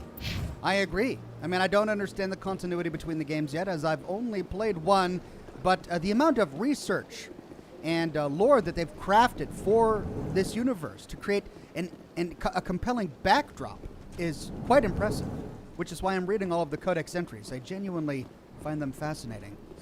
The EarthClan Spectre has returned to speak with me.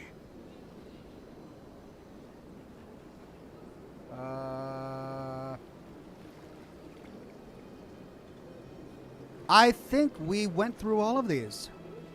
Goodbye, Ambassador.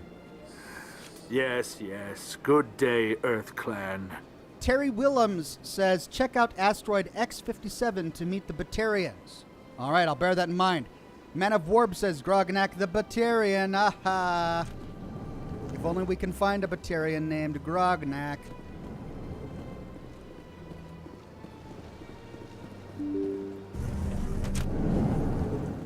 All right, let's see if we can find that Rear Admiral. I think he was in the lounge over here.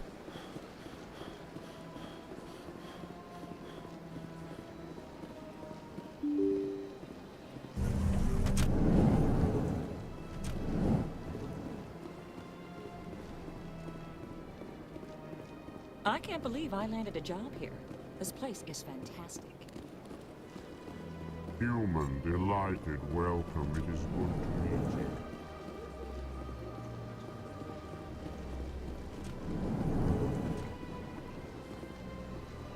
So they finally did it. I knew one of your kind would make Spectre one day. I only hope you're better than the one they're sending you after. I'll do everything I can to stop Saren. That's what worries me. Was there something you wanted? Did we go through this? I get the feeling you're not too fond of humans. No, I just don't trust you human. The Council wants to make humanity their new... I'll be going. Goodbye, Commander. I think so.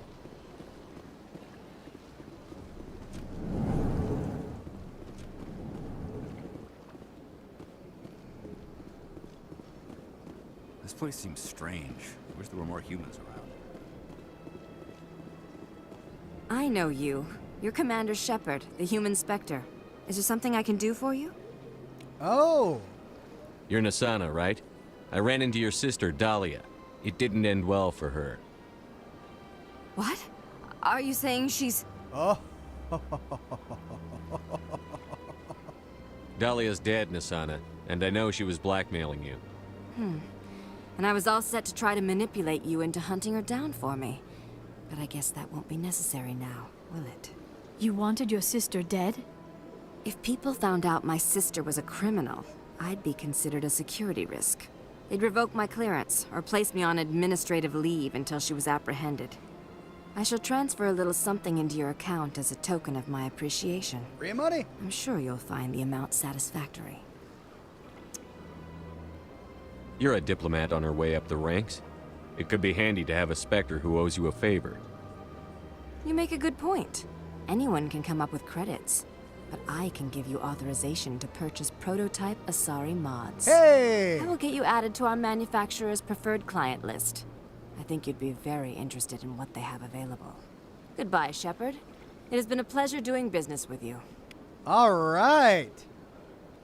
Journal entry updated.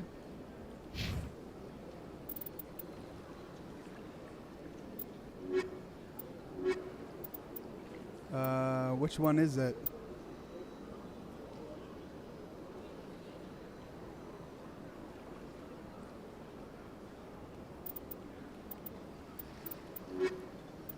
I don't know. Hello, Commander. Can I get you something? What have you got? Information, mostly. Would you like to know about some points? Goodbye. So long, Commander. Have a pleasant day. All right, well, glad I came all the way over here. Asari mods. Sweet. Okay, that's it for the embassy.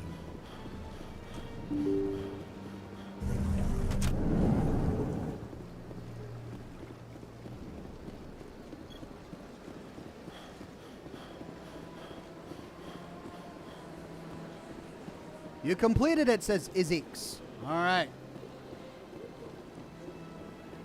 Thank you.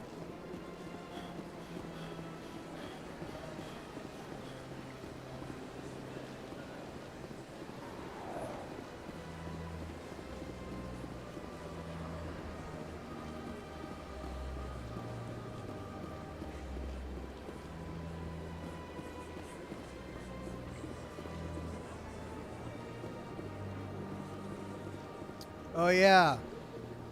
Hello again. The consort is very pleased with everything that you have done for her. Any chance I can move up on her client list? I did help her out. Yeah, she is grateful for your assistance. However, you have already been rewarded for helping her. The client list is a separate matter, and her schedule is completely booked for the next several months. You've already been rewarded, Shepard. I think I'm done here. Of course. Come back anytime. Oh, man. I want more reward. I see even the humans find the consort irresistible. Welcome. It is a pleasure to see you. You're with the Alliance? My brother's a private back on Earth.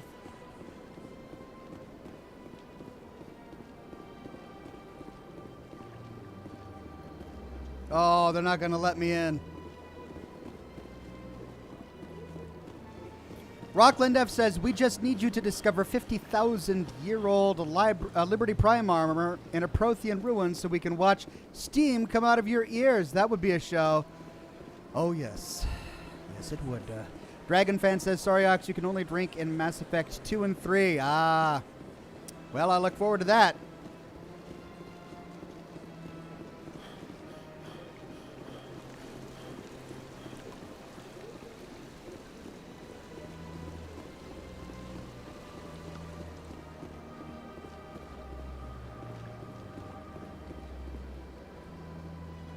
Commander, it is good to see you again.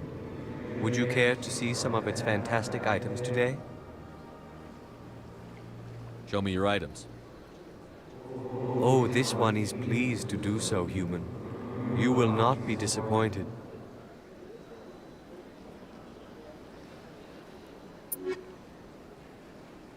Okay. Don't need any of those. Commander, it is good. Show me your items. Oh, this one is pleased to do so. Light armors. Don't need those. Commander. Show me your items. Oh, this one is pleased.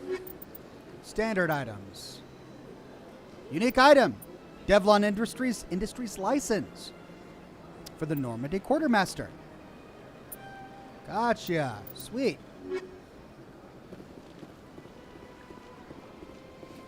Well, Ox, says Julian, you know what they say, when you try blue, nothing else will do. Is that what they say? Are you suggesting that Shepard here is now hooked on blue booty? Well, it's not outside the realm of possibility.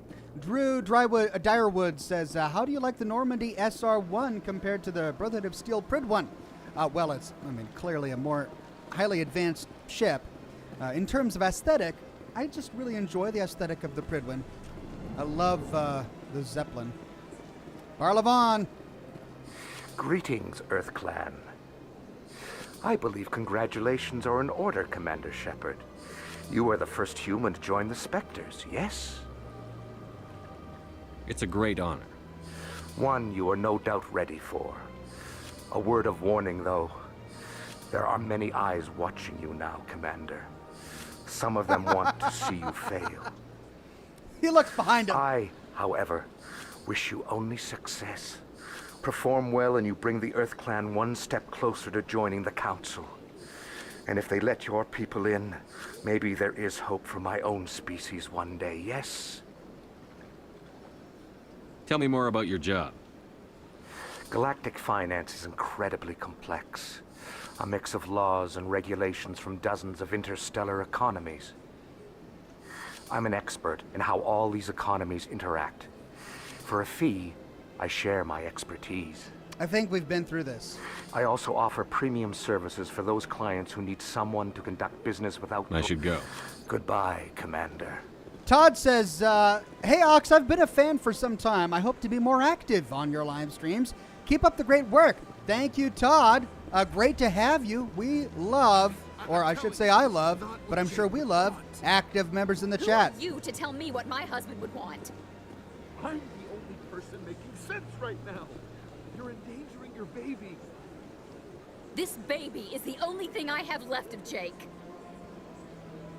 Oh, hey, sorry. Am I interrupting? Were you having a very, very personal conversation about about your child and your dead husband? Oh, sorry. You're looking at me now as if, well, I'll talk to you, sure. I don't care what you think, Michael. It's my decision. I know you're hurting, Rebecca, but don't let your grief hurt your baby, too. Let me butt in. Can I help you with anything? Perhaps you can talk some sense into her. I don't need anyone to talk sense into me, Michael. I'm not undergoing the treatments. My sister-in-law here is pregnant, and she's refused to let the baby undergo gene therapy in utero. Gene therapy? Okay. I'm certain that she has a good reason. I'd like to hear both sides. My husband Jacob died from a rare heart condition several months ago. There's a chance that the baby could develop the same heart condition, but routine gene therapy can eliminate it. A very small chance, Michael. And extranet reports say the therapy could harm the child. It's less dangerous than the genetic enhancements that every soldier in the Alliance receives. Whoa. What are the chances that your child will develop the heart condition? According to the doctors, there's a 1 in 50 chance. And if my baby develops the condition, medical treatments are available. Which are nowhere near as effective as simply getting the gene therapy. Okay, so what's the chance of being harmed by the gene therapy? This is... What are the chances that gene therapy could hurt the baby? 1 in 300 at most. But extranet articles say there could still be long-term complications we don't know about. Extranet? Don't you understand? If my baby is that 1 in 300, I will always wonder if I killed my baby for nothing.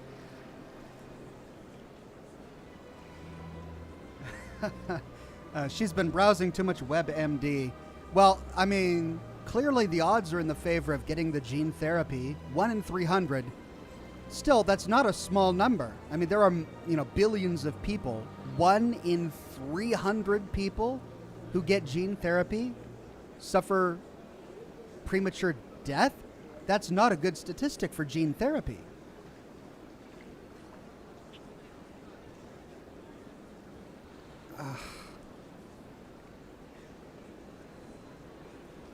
This is difficult because I'm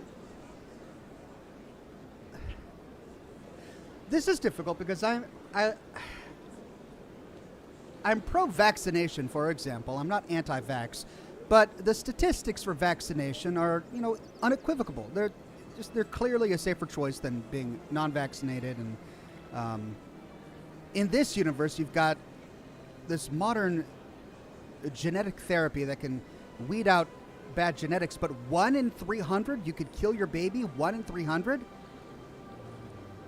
That's a really high chance. For her on an individual level, 1 in 300 is the odds are in her favor. But on a humanity level, 1 in 300, that's a lot of dead. Those are a lot of grieving parents, right? Who decided to go with the treatment. 1 in 50 is a much worse percentage, but she says that there are treatments available if the child does end up with the heart condition. And even then, the odds are still in her favor. I mean, in this specific instance, I think wisdom would be to let her choose. Ultimately, wisdom would be to let her choose because it's her baby, her life, her body, etc. But if we were offering our advice, I guess if it were me, I'd go for the 1 in 300 chance. But since it's so close, I think I'll say let her choose. It's Rebecca's child, Michael. I think you should honor her decision. Damn it, she's not choosing. She's acting blindly out of grief. I know you want the best for your brother's child, but this isn't your decision. Of course it is! I'm the closest thing to a father this baby is going to have. Oh my God. Then support the baby's mother. Stand with her when she makes tough decisions. This baby is the only thing my brother... It's all I have left of him. I need to know that the baby's safe. It's all I have left too, Michael. I just want Jacob's child to be safe. I want to give him that much. We will. I promise. Thank you for talking with us. I appreciate it. Wow, Paragon +8. Gosh, that was a tough one. Well, I hope they're okay. Man. Well, it seems like they really love their family, and they both really love that child. What more could you ask for? Okay. Let all races herald the glory of the enkindlers who raised them all.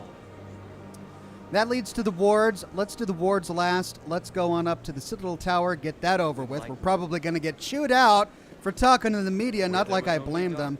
I kind of let that thing slip with Saren. Probably shouldn't have said that. I'm going to get in trouble for that. Let's see exactly how much trouble I get into. Then we'll go to the lower wards.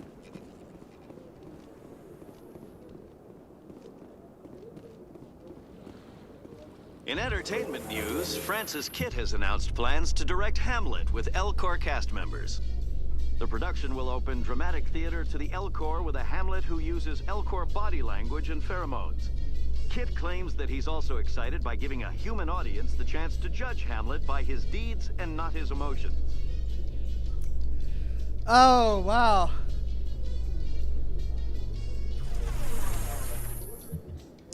Hamlet by pheromones. That'll be interesting.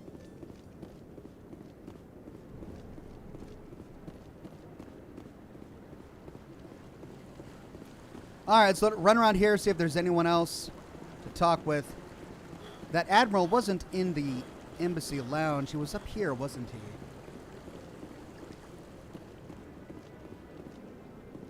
Hello. I really appreciate what you're doing for me. Please let me know as soon as you find any information on my brother. That's right.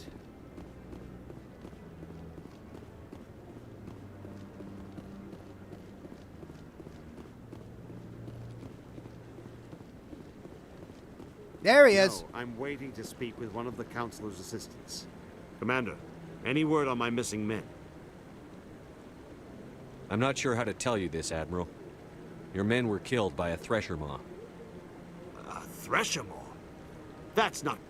My men wouldn't just stumble into a thresher nest. Not the entire unit. Somebody lured them there with an Alliance distress beacon. Placed it perfectly so they'd land right beside the thresher nest. Damn it. I had a bad feeling about this ever since my team disappeared. An Alliance beacon used as bait, my unit wiped out, and nobody seems to know anything about it. Commander, I appreciate what you did. Now I need to do my part. The families of those Marines deserve to know why they died. Baines! Captain Anderson said you had information on Baines. Not as much as I'd like to. One of my crews found him, frozen stiff on board a derelict vessel. The missing recon group? The one I sent you to find? They were scouting the system we found Baines' ship in. Hello. Anything you need from me? Not right now, Shepard, but I'll let you know as soon as I find something out. Interesting. Okay. Journal update. Oh, that means I completed a quest. Drew says, a heads up, Vermeer is a turning point in the story, and you will want to do everything you can with your crew before you go there. Gotta go, wish you well. Thank you, Drew. The chat has kept me well appraised of the Vermeer situation, and I'll do my best to avoid it until I finish everything here. All right, let's meet the music. Time to get a thumping from the council. Well, in a minute. Hello again, Commander. I've got a proposition for you. Since you helped me get information on the crime syndicate, I've gotten a lot more backing from my publishers. I'm investigating traffic controller conditions now, and I wondered if you could help. That seems like a step down from wide-scale corruption. Actually, in a way, it's more important. This isn't about people getting rich. This is about safety.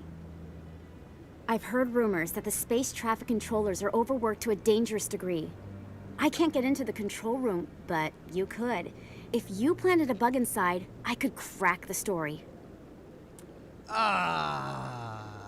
Working with a doggone journalist. If you crack this story, what's likely to happen? Ideally, there will be calls to improve working conditions by hiring more controllers and upgrading systems. The Council won't pay for improvements voluntarily. This story will provide that pressure. Noble cause, okay. What will this bug allow you to pick up? Just audio and video. I'm not trying to tap into the traffic control system if that's what you're worried about. I just need to hear and see them in order to correlate their activity with traffic efficiency. Everyone knows space traffic controllers are overworked. How is this news? There's a difference between overworked and dangerous. Traffic at the Citadel has increased by 300% in the last century, but traffic controller resources haven't kept up. We already have several last-minute wave-offs per week. Do we have to wait for a full-blown disaster? This bug you want me to plant, could it interfere with traffic signals? Absolutely not. I made certain that the frequencies it uses won't interfere with anything. Okay. I can't promise anything, but I'll see what I can do. Give me the bug. Excellent. Just place it on a terminal with a good view of the area. Thanks again for your help. In the long run, this story is going to save lives. Journal. Citadel planting a bug. Go to Citadel Security and plant a bug in the Citadel Traffic Control Center near the back of CSEC. Okay. Well, guess we're going back to Citadel Security.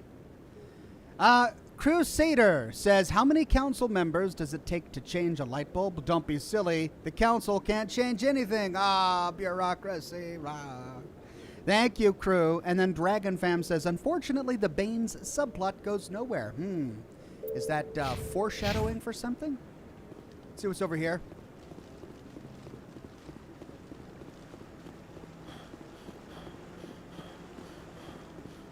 Doesn't look like much, so let's go up.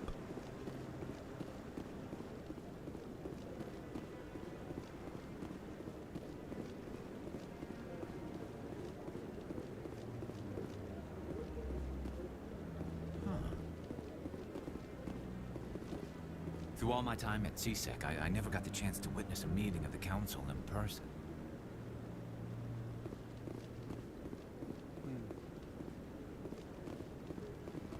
Okay, looks like they're not going to chew me out. Maybe that comes later. Or maybe it doesn't come at all. Well, in that case, let's go to the lower wards. Explore the seedy underbelly of the Citadel. Then let's go plant the bug in Citadel security. And then let's go do more side quests.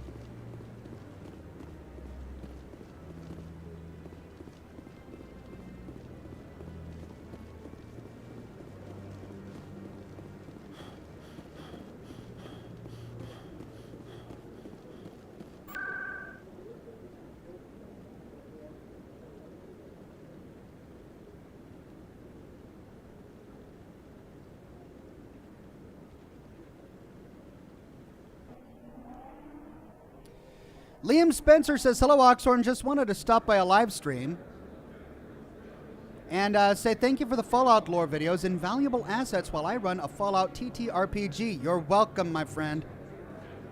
Okay, let's explore the markets. Best place on this ward to buy upgrades. Welcome back, EarthClan. Will you be needing supplies for your return to the colonies? I'd like to know more about Pharos. It's an old Prothean world. Their buildings still litter the surface. The humans aren't the first to colonize it, but they are the most recent. I just realized I haven't heard from my contact on that planet for some time. Ah, well, I'm sure he's fine. I'm sure. Show me what you've got. Most excellent. I am sure you will find something pleasing. Grenade upgrade. Unique item.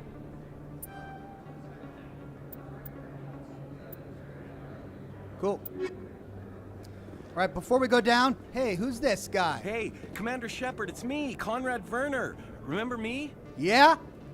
There are rumors on the extranet that you've been made the first human Spectre. That's incredible. Oh, it's you. Get lost! Being a Spectre is a big responsibility. I just want to make humanity proud.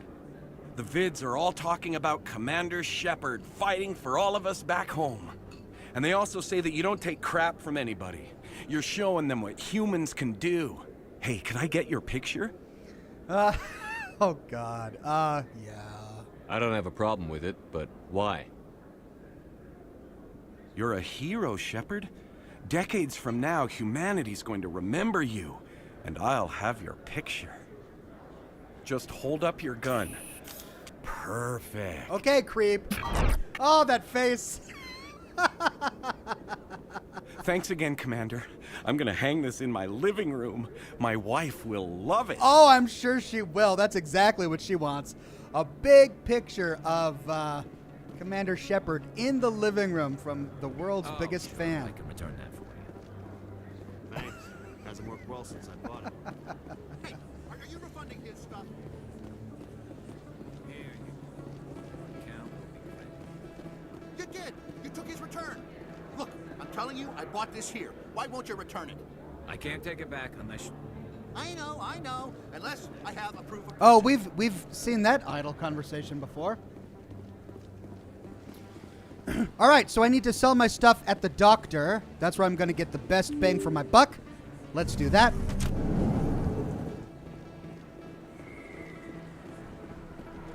But first, let's go up here. See what's at the club. Taking Shepard to the club. For the casino, I guess.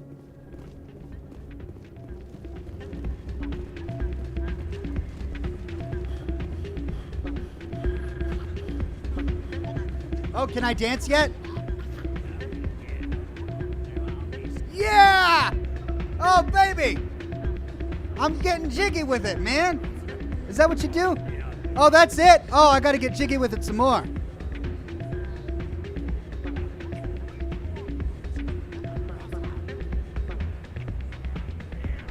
Oh, man, that's Shepard. He knows how to dance.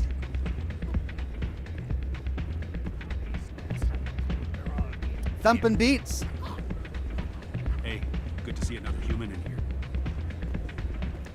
Valkyrie says, "Ah, Conrad, the most creepy side character in the trilogy, especially if you're playing a femshep." Oh yeah, I can imagine that would be even worse. Zane the Insane says, "Yet there's a lot of your fans too, Ox. Who knows what pictures they have?" I'll shut up now. Yeah, I mean the only pictures my fans would have are pictures I post myself. I hope. Hey, Jenna came back looking for work. Thanks for getting her out of Cora's den. I was glad to help out. Yeah, everyone seems real happy to have her back. I sense that you are less than pleased with her return. I'm glad she's out of the den. I'd just forgotten what it was like to have her around. I haven't had a decent tip since she got back. Oh, really? Jealous of the sister. Commander, thanks again for all your help. Well, at least she's back safe and sound. Sister gets more tips.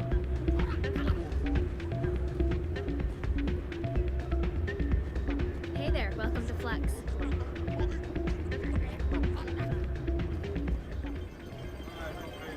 Oh, should we gamble? Let's try.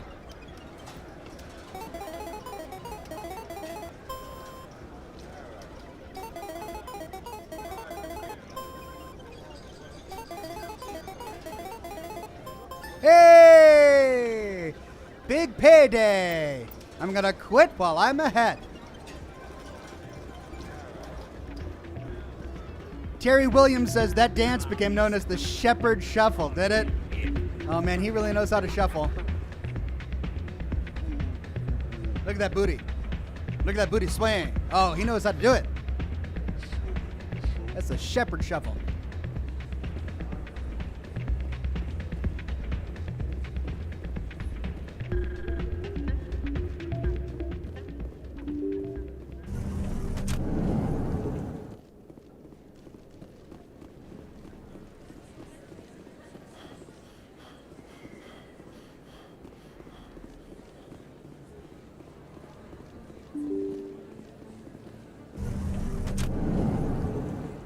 Oh. Yeah.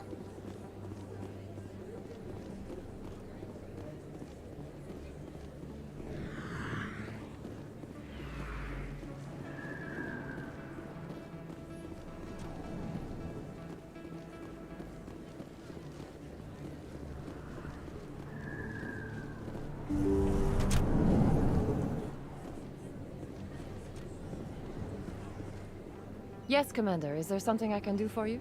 You're a doctor. How did you end My up here? parents. My father was a... I chose to keep the medical tradition alive, but not Let me the take a look at what you have Of for course. sale. Okay. Sell. Whoops. Did I sell something bad? I think I might have. No, I didn't. Sell all junk.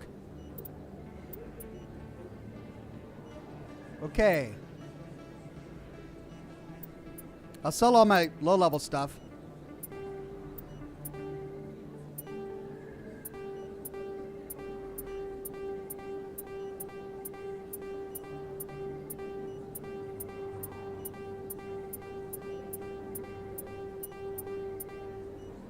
Two.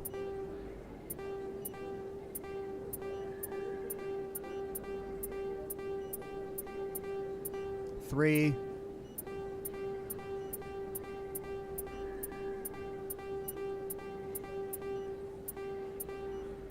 All right, I should probably keep everything 4 and above, right? That's a lot of 4s. I got a ton of 5s.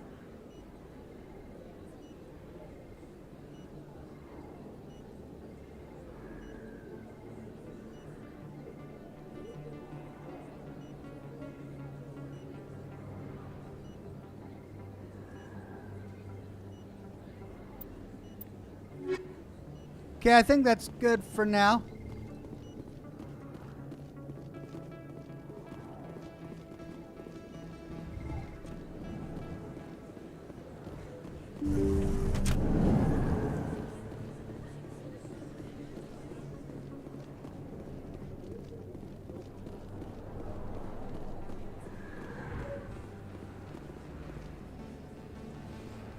Maiko says, nah, if you drop 7s already, you can definitely drop all 4s and 5s. Oh, you think so? Okay. All right, I'll drop all 4s and 5s. Yes, Commander. Is there something I can do for you? Let me take a look at what you have for Of sale. course.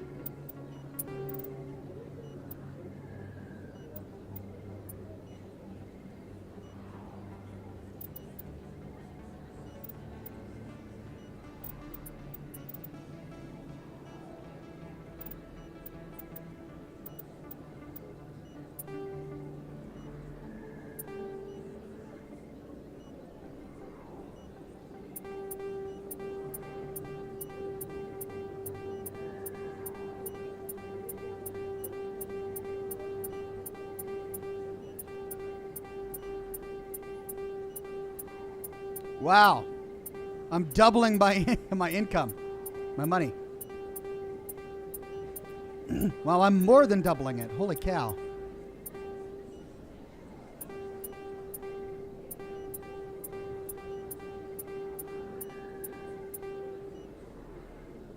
Man of Warp says, sell all the weapons you don't equip. That way you can afford Spectre gear. All right, I will. I mean, I can sell at any point, so it doesn't harm to keep it around for now, but I'll sell what I've got now. Holy cow, I'm going to get up to 1 million here pretty soon. Selling all my 4s and 5s.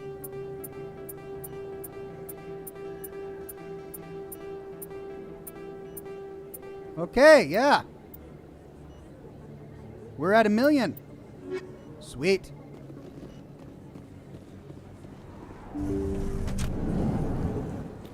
All right, now before I go down to CSEC to plant the bug, I need to go to security. There was that one club that I wanted to check out first, and I believe I get there through here. This is the fast way. Right?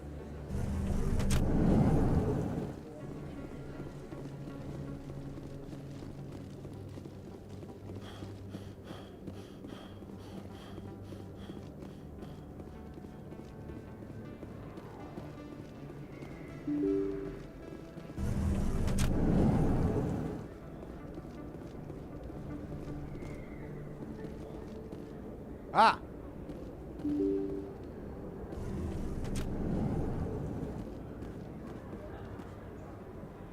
Got you. Yeah, there was this merchant as well. We'll go to Cora's den after this. Yes, human. You need something, yes?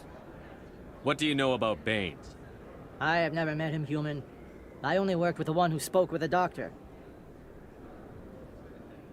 Let me see what you have. Oh, you will be pleased, I think. Very good things I have. You will see.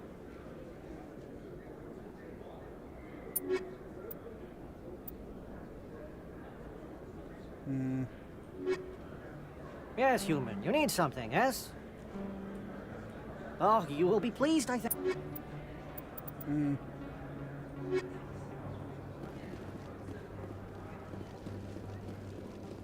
That goes back upstairs, and that's where I arrived, so let's go to Cora's den.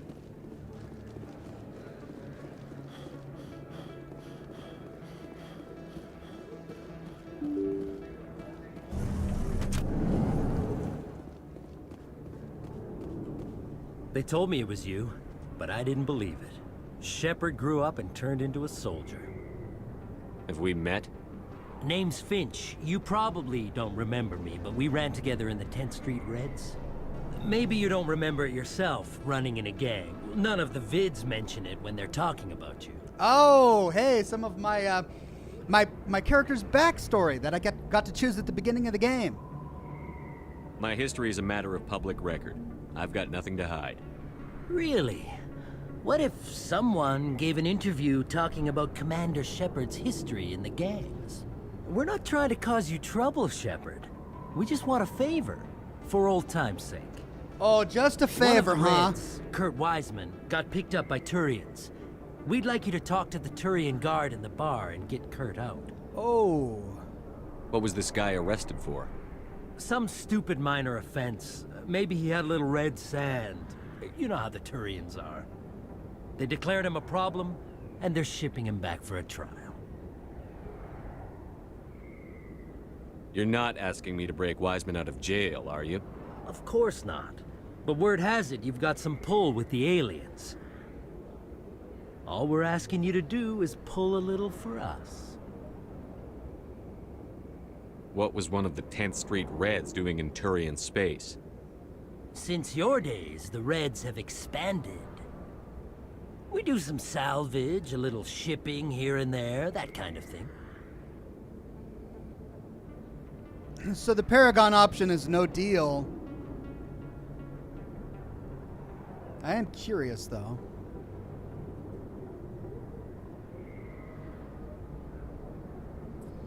Yep, definitely blackmail, says Sarah.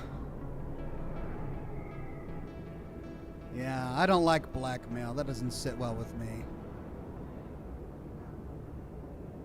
My gang days are over, Finch. Get out of my way. Suit yourself, Shepard. If you change your mind, he's over in Cora's den. Take care of this, and you'll never see me again.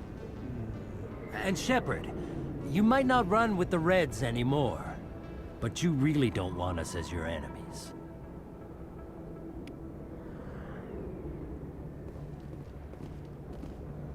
Interesting. Valkyrie says, Spectre Mark 10s are now unlocked at CSEC. I would recommend the assault rifle first. Thank you for that. I think I might stumble upon them as I play the game. But you never know. C. Carl says, just a heads up, Ox, you will carry over 10% of your ending credit total to start Mass Effect 2 with, so enjoy making money. Will do.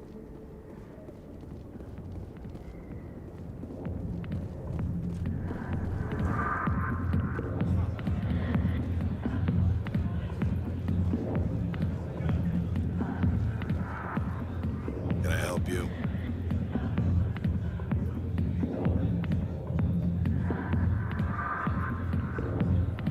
A human named Finch wanted me to use my authority as a Spectre to free Kurt Wiseman. The xenophobe? I should have known he'd have friends. Thank you for the information. We'll increase the guard on his cell. I knew you'd rat us out, Shepard. Now it's payback time. Whoop. When we're through telling our story, the aliens will all know what the first human Spectre really is.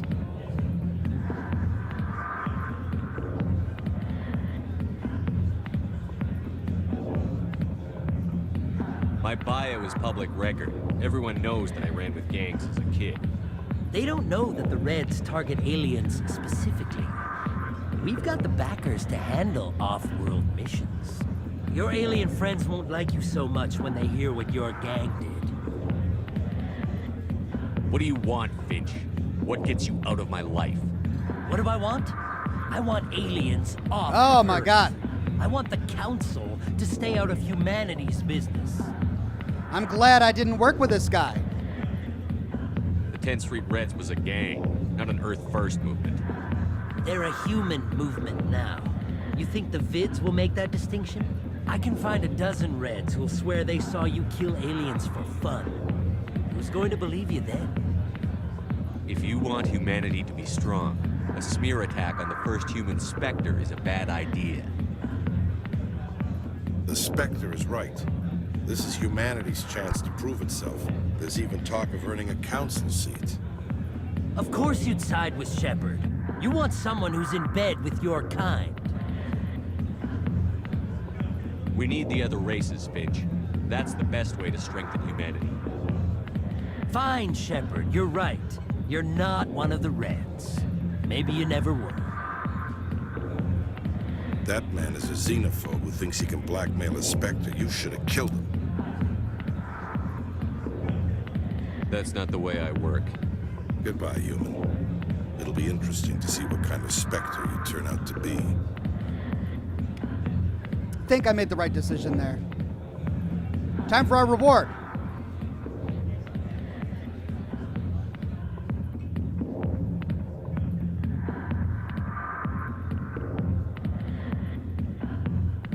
What was that?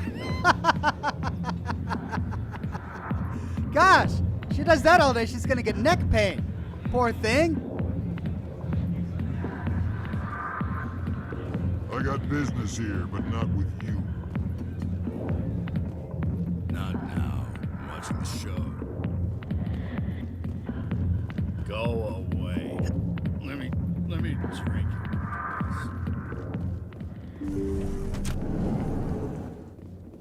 I don't think there's going to be anything else back here. We cleared it for a previous quest. But just in case. Yep.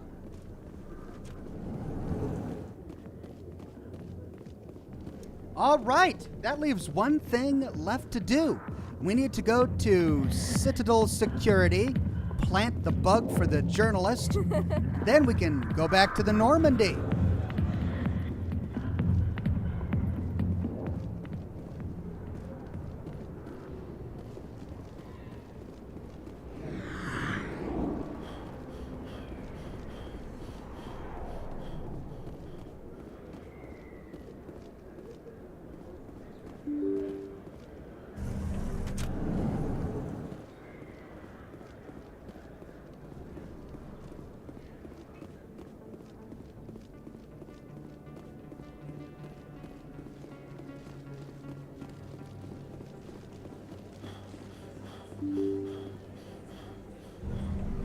Ryan C. says, Ashley Ox, remember that. Thank you.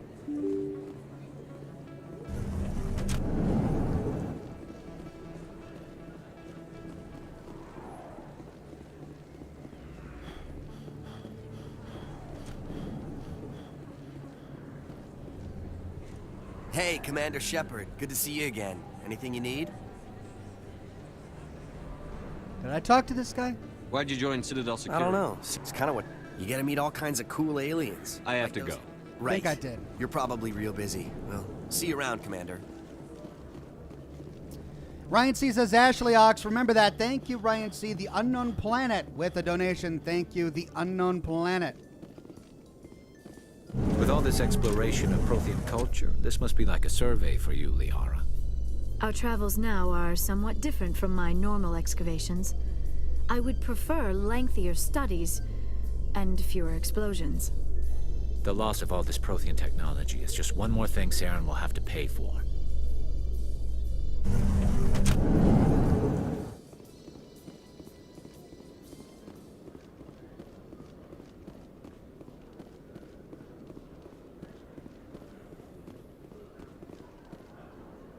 Okay, that goes back to the Normandy. We need to go to traffic control.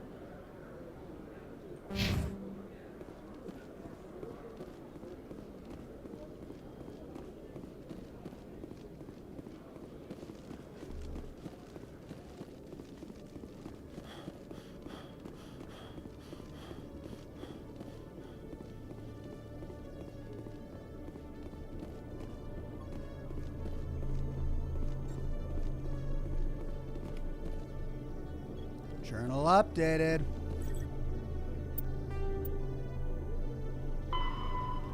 Inform Emily. Return to the Citadel Tower and inform Emily Wong that you've planted the listening device. I gotta go all the way back there. Okay. Citadel Tower to complete this quest. Then we go to the Normandy.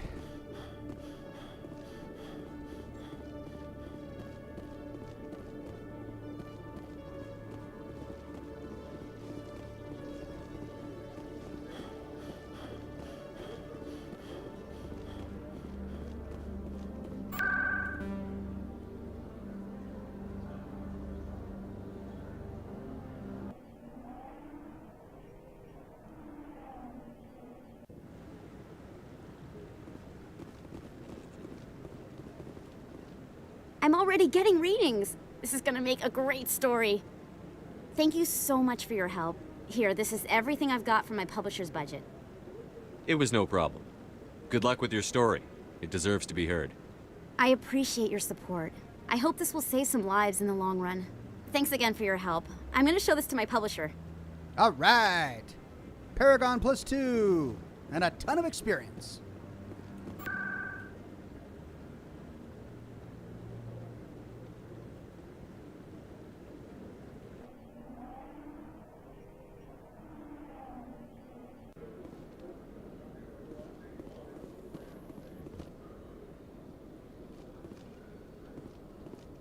A research station on Noveria has reportedly been destroyed. The exact cause is currently unknown. Given the research conducted on Noveria, many are blaming the destruction on an experiment gone awry. Administrator Anoleus currently faces criminal charges as a result of the disaster, although the nature of the charges remains unclear.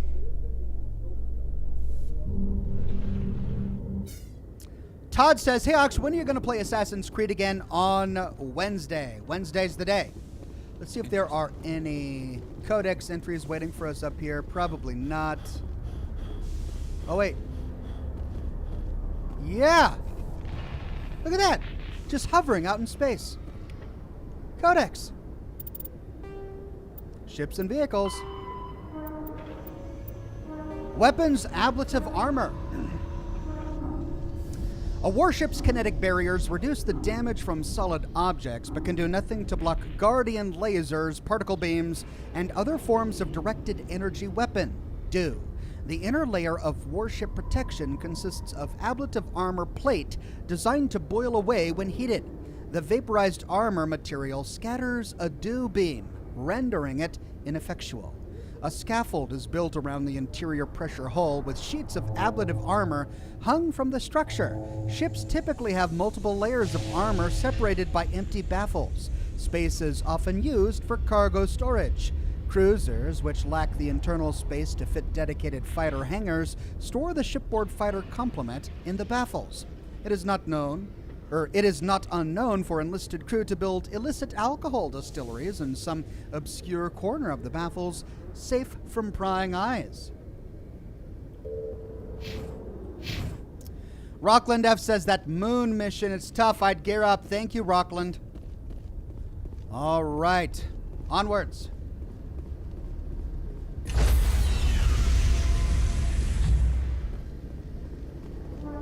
Stand by, shore party. Decontamination in progress. Logged. The commanding officer is aboard. XO Presley stands relieved. Commander, something you need? I have to go. All right, see you. All right, should I talk with the crew of the Normandy? See if there are any other dialogue options real quick.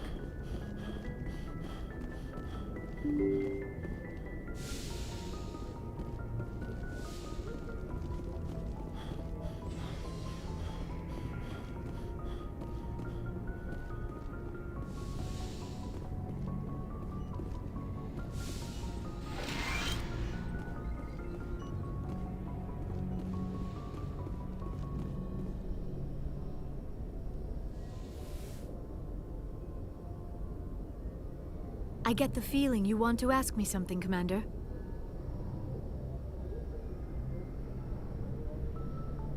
I just wanted to talk. Of course, Shepard. What did you want to talk about? I think we went through all these before. I should go. Goodbye, Shepard. So it looks like we only unlock new character dialogue at major plot points.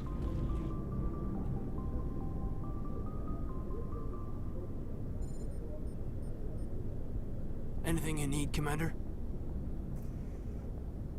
What's your opinion on the last mission?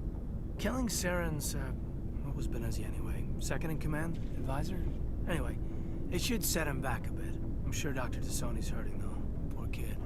Having to kill her own mom. We'll talk another time, Lieutenant. Commander? Okay.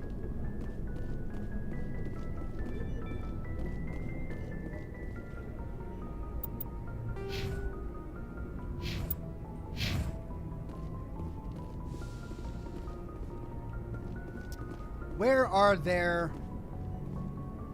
lockers?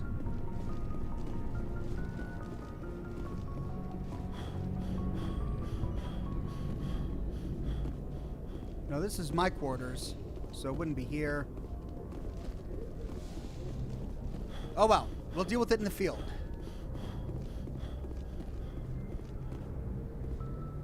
Oh, they were down there.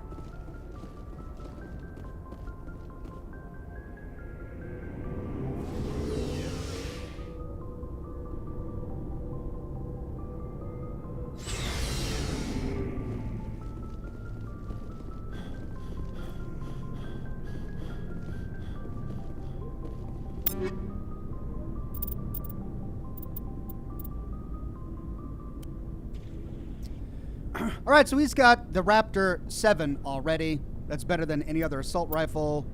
He's got the Hurricane. No, he's got the Firestorm. But the Hurricane 6 is not nearly as good, looks like. He's got the Edge 4. He could get the Edge 5. That's better.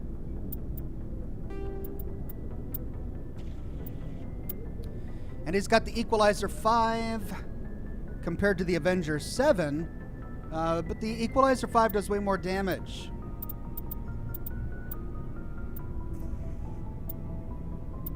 So we'll leave it at that.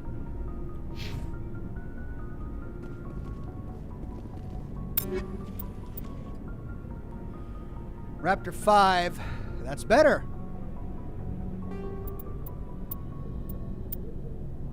Worse. That's overall better. Ooh, that's significantly better. Wow.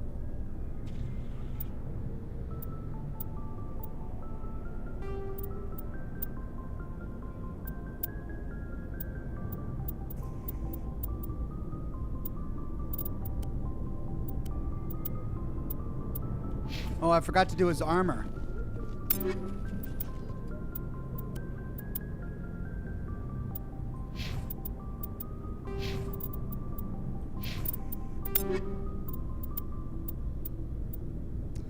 Damage protection goes down if I move to the Survivor 6. Everything else goes up a lot. You know what? I think I'll keep what I have on because I need that damage protection.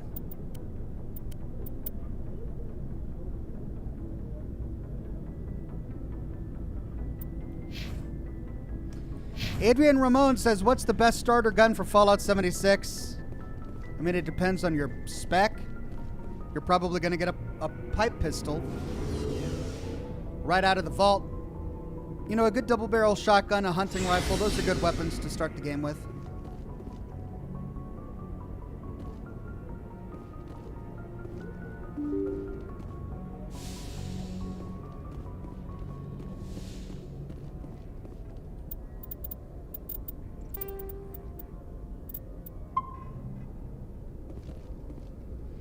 Okay, let's pick a quest. Oh, that's right, we've got these companion quests. Cool.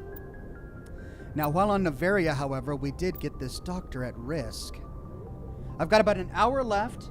The companion quests are probably going to be really intricate. I should start a new live stream with one of the companion quests just to make sure I have enough time to complete it. So let's do one of these side quests. Find the doctor, head to the Newton system in the Kepler Verge, and warn the doctor. Let's do this one. Kepler Verge, Newton system. Message coming in. Ah! Patching it through. Commander, Miss Al-Jalani's story on you just aired. She shouldn't have ambushed you like that, but you handled it pretty well. Oh, okay. We had differences of opinion, sir. I hope she at least believed my sincerity. You handled yourself pretty well, Commander. She came across like a raving idiot. There is one other matter, however. The Citadel has been trying to play down Saren going rogue. It makes the Spectres look bad. Your mention of him was politically inconvenient. I wasn't aware of that. I won't discuss him again, sir. I'd appreciate that, Commander. I won't keep you any longer. Fifth Fleet out. Whoops. Okay, so far fewer consequences than I had feared.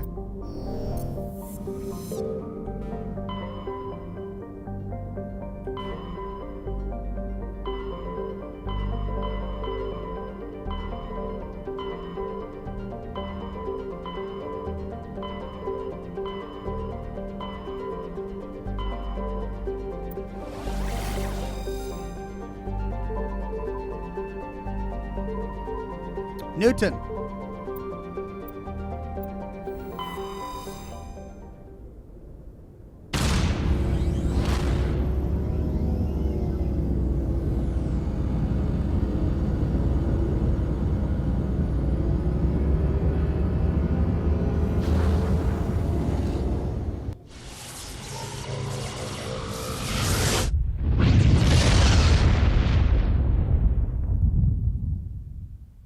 Message coming in.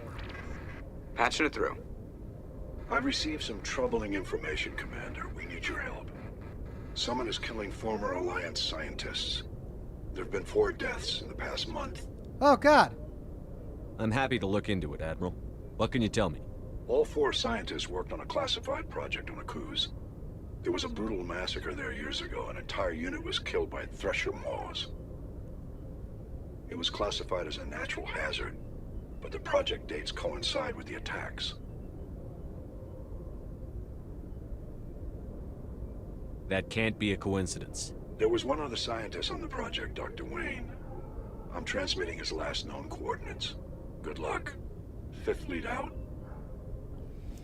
Whoa, they give me a new quest one in the middle of another one. Man of Warp says, while you're in the planet in the Newton system, go west of your quest objective on the map and look for the Shifty Cow. Okay.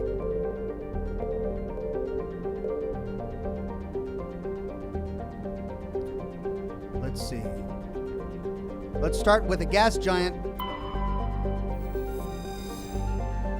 Sesmos is an ice dwarf world. Its surface composed almost entirely of frozen water. Normally, a planetoid this small would not rate inclusion on the system's charts, but Sesmos' unusually large and beautiful ring of ice crystals has made it a popular subject for visual artists.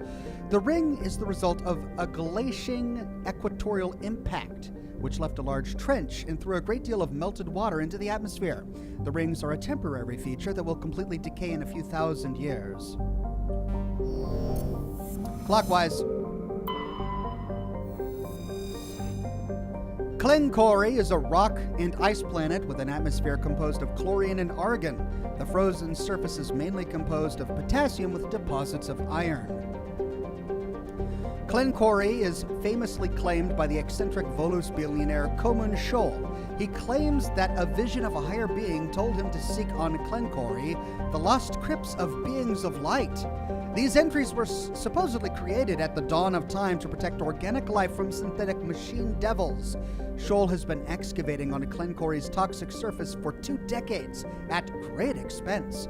No government has valued the world enough to evict his small army of mercenaries. Well, we can perform a survey. Matriarch's writings recovered. Scans of the planet Clencori revealed the cockpit of a Volus trading vessel. There are no signs of the rest of the ship, but the salvage team discovered one of the Matriarch Delinga's writings in the ship systems. Cool. Continuing clockwise, Junkro. Junkro is a hydrogen-helium gas giant with traces of chlorine and sodium in its upper atmosphere. Like Uranus in the Sol system, it is tipped on its side, its north pole facing the star Newton. We can survey it. Gas deposit surveyed. It has hydrogen. Okay, and the final planet in the system, Ontaram.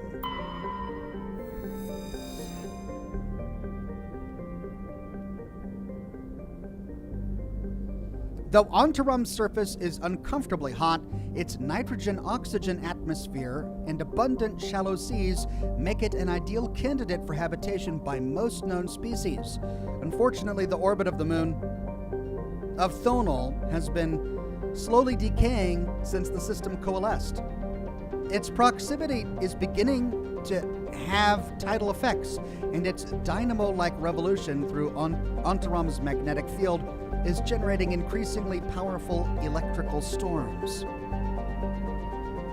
While some have suggested emplacement of Mass Effect drives in an attempt to lighten the moon and correct its orbit, the scale of such a project, tens of thousands of drives costing enough to bankrupt the governments of all the Citadel races, make it a pipe dream. A multiracial effort is underway to catalog and preserve the unique genetic diversity of Ontaram's vibrant young biosphere. Exogenic Corp and Hayden Genomics represent the Alliance's share of the effort. We can land.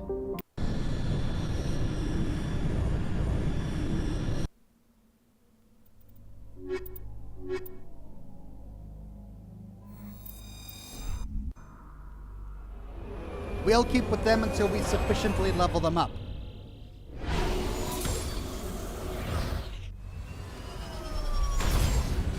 Ooh, pretty planet.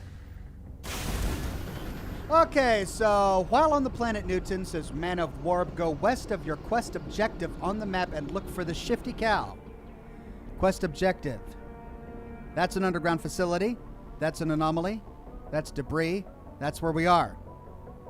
Well, let's go to the anomaly first. West of the quest objective is going to be a Shifty Cow. That's over here somewhere.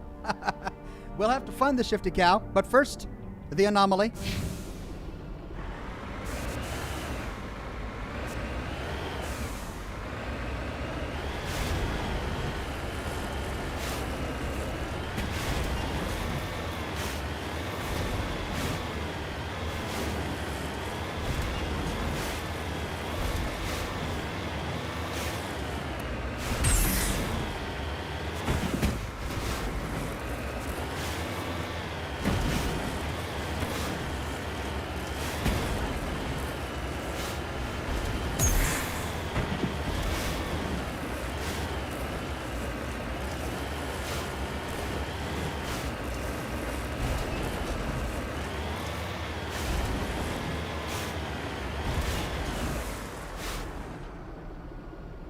What is that? Are they hostile?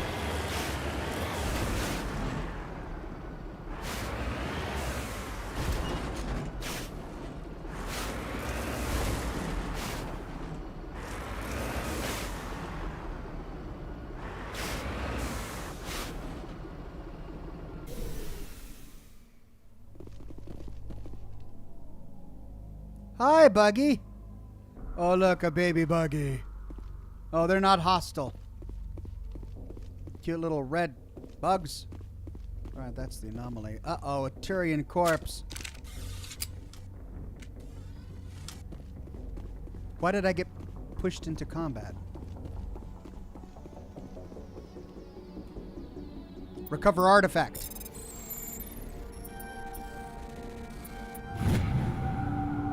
Turian insignia recovered. It's unclear what happened to this Turian. He had an ancient paper book with the Bostra outpost insignia printed on its cover. Okay. All right. Back to the Mako.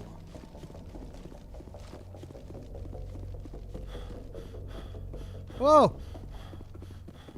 There's another body here. Huh.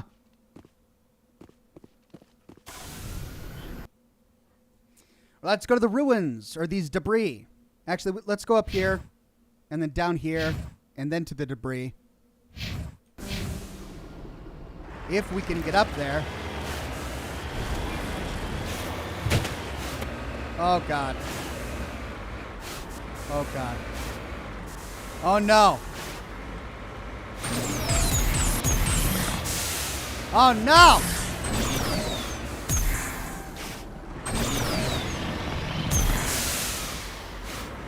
Oh, and what an anticlimactic end for Shepard.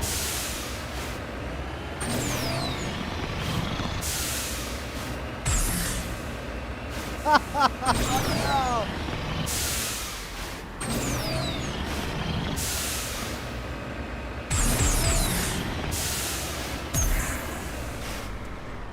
Well, let's reload that save that I just made. Glad I did.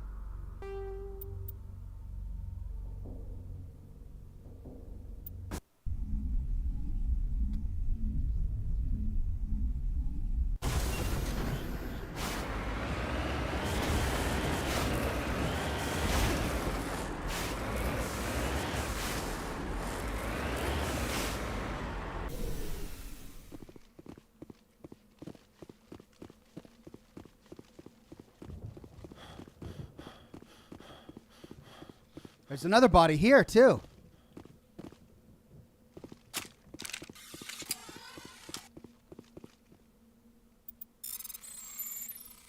God.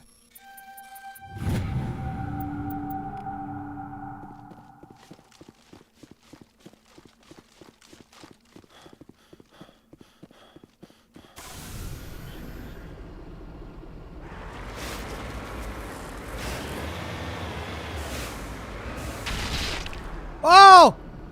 Sorry, Bug. I ran you over.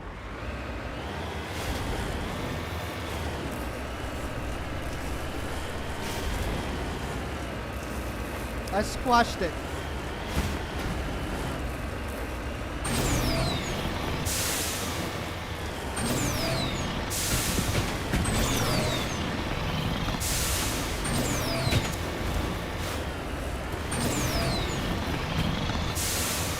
Yeah! What a cool planet.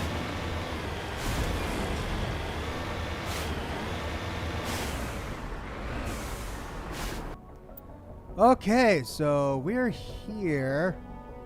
Looks like there's a bunch over here.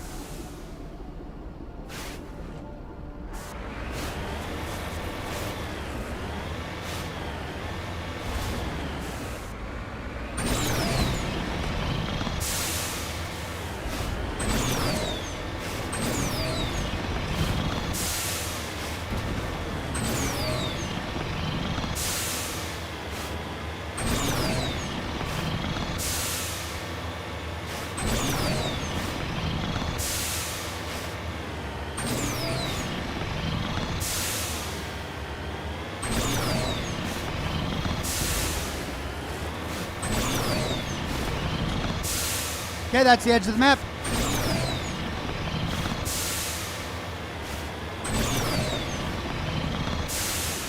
Let's go here.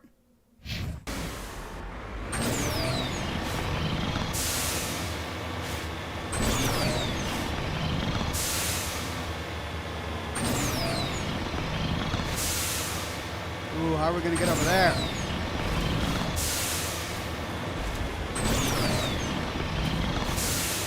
Durag says, how could you, Ox? Squashing bugs like a developer? Instinct. I can only apologize to the Bugs family. Oh, wibbly. Wibbly wobbly. Ruins. Hey. Up there or down there? Up there, I guess. Oh, how am I going to get up there?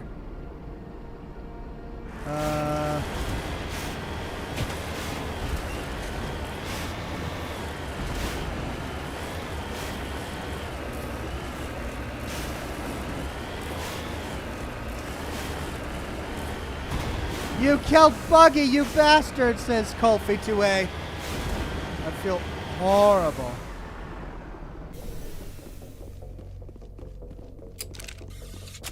Crashed probe.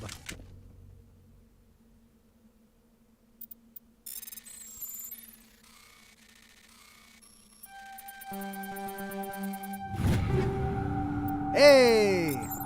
All right. Done and done. Well, let's see. That's the edge of the map, though.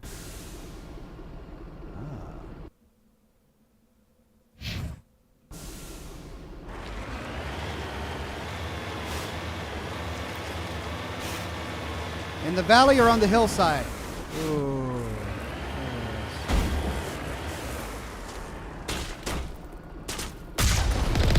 Oh, got him!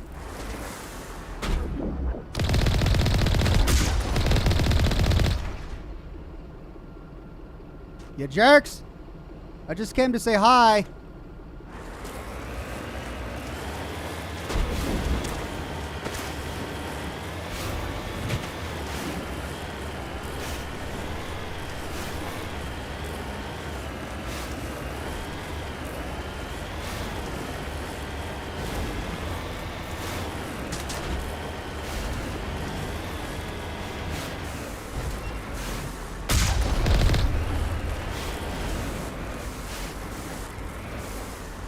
We got some rocks down there.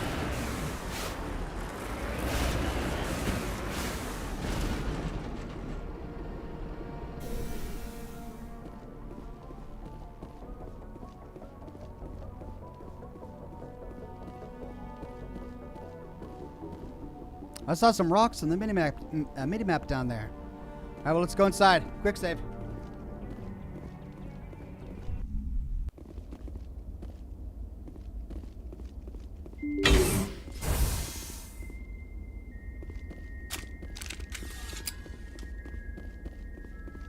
Oh, no.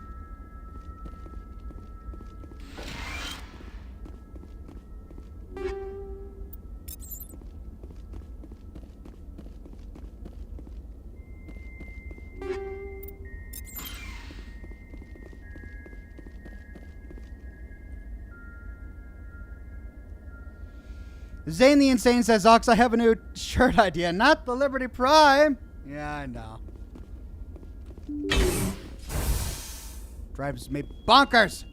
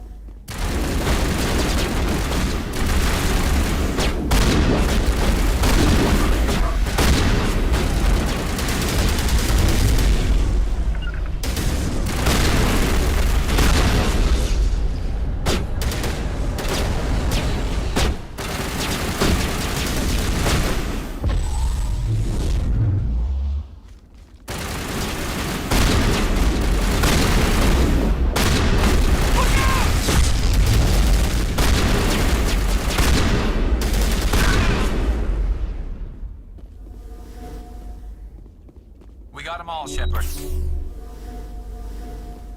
God. Well, I didn't die. I'll take that. Jeez.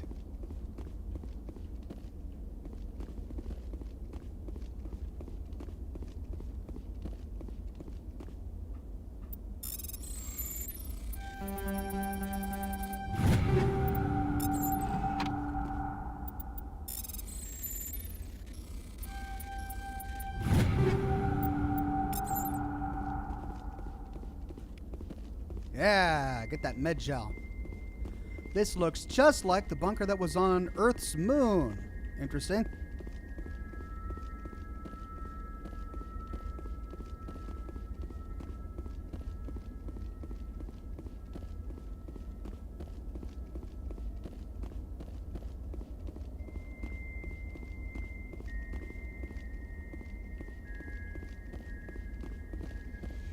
Okay, so this must have been the doctor's staff that we find lying dead around. And these were the mercenaries sent to kill the doctor. We came just in the nick of time. Let's go see if the doctor's still alive. Ooh, container.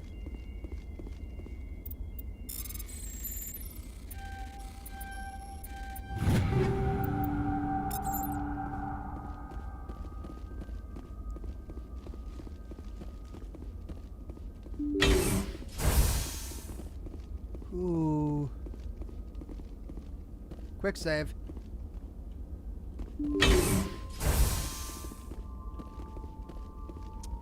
Okay, left is blocked, so we go right. Stay back! I've got no grief with you. All I want is this bastard. Please! He's a madman! Mr. Toombs, you're insane! You need help! It's Corporal! Corporal Toombs! You don't get to lie! Not today! Today it all comes out! What are you talking about? Why do you want to kill this man? Want? What I want is my life back. I want to go to sleep without screaming in my dreams. I want the people who sent me to Akuz brought to justice. Can't you see that Toombs is crazy? Shoot him! But if I can't get that, I'll have to settle for killing the men who took my life away. What did the doctor do to you, Corporal? We were on Akuz. When the Thresher Maws hit, my entire unit was wiped out. The Thresher Maws, the scientists were studying them. They let them hit our unit just to watch. Oh! I woke up in a holding cell. The scientists were delighted I'd survived. Now they had someone to run tests on. What kind of tests are we talking about?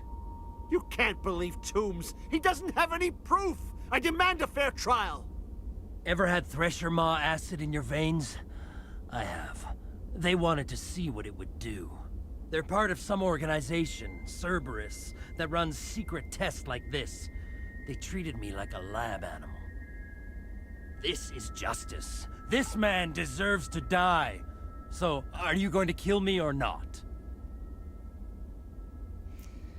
Oh, well, I mean, part of me really empathizes with the guy and wants me to allow him to get his revenge. But that's what this is. It is revenge. Not really justice. If this guy did what Coombs says he did, he should be tried. Will he get a fair trial? Let's find out. You're better than this, Toombs. You're not like them. Don't tell me who I am. You got away with a few scratches and a scary reputation. The rest of the unit died, and I was tortured for years, Shepard. You can't judge me. You don't have the right.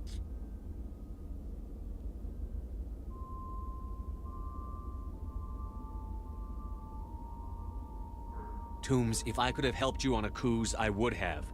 All I can do is help now. Let me. Okay. I'm no murderer. They couldn't make me one. Just as long as he goes to trial.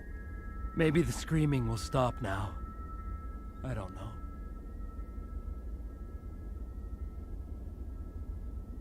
Those bastards can't hurt you anymore. Joker, tell the 5th Fleet we need a ship for pickup.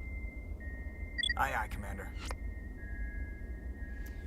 Toombs stares morosely at the floor, lost in his memories. You give the scientist a shove towards the door. Your mission is complete.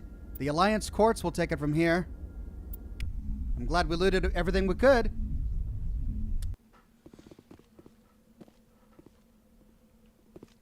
Okay, well, there it is. I mean, was there anything in that last room? I can go back. Let's find out.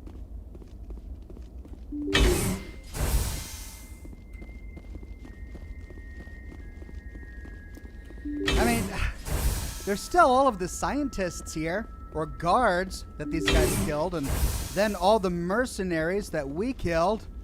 I mean, what about their lives?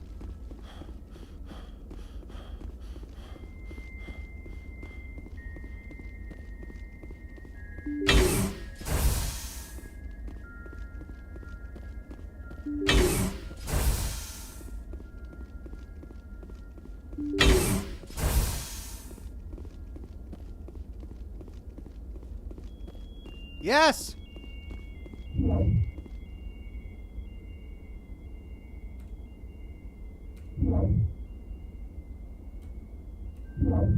No! Nothing! Just a monitor. Level up, says Carol. Right, I got 4 points to spend. I've maxed out Charm. I've maxed out Shock Trooper. I wanted to get Lift.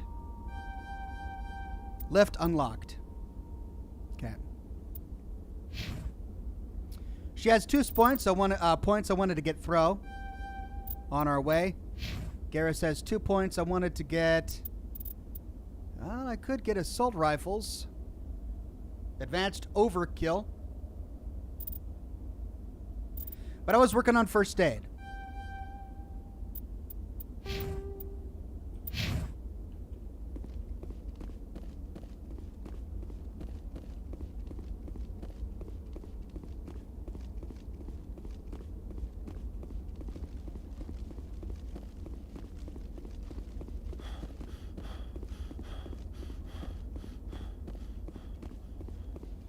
Sarah R says cow time. Yeah, someone was saying something about a cow to the west.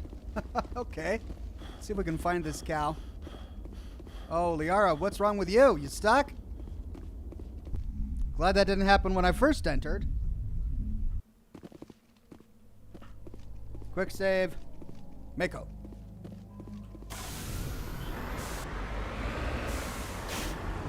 West. Whee!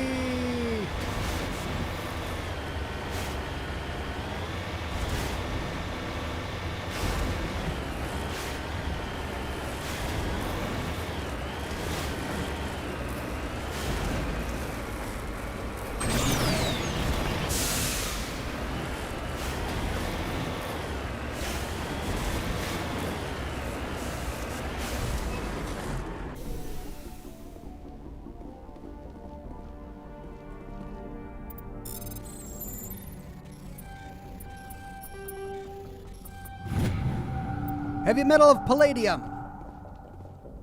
Ready.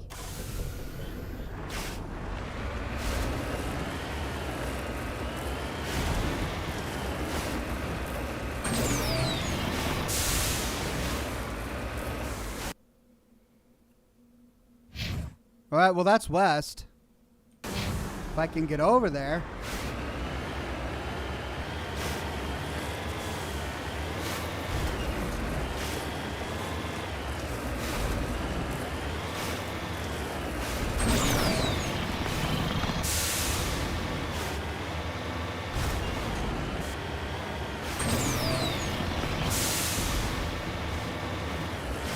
Oh, yeah, there's something. Oh, no, that's the one I came from. All right, well, I better go down this valley and then climb up here at the end of it.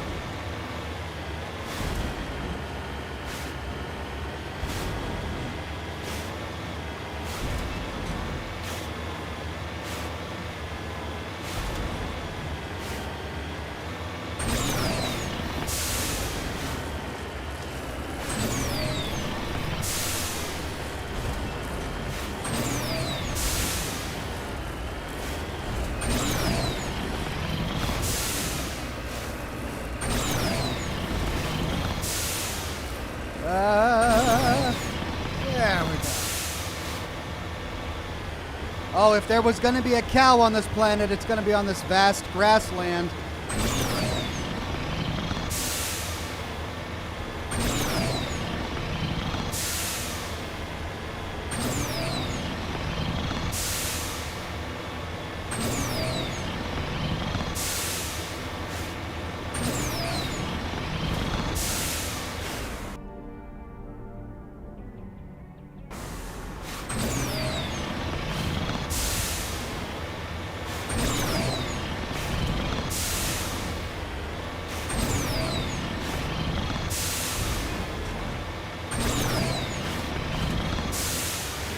You need to turn back, Commander. You're going beyond the range of the operational area.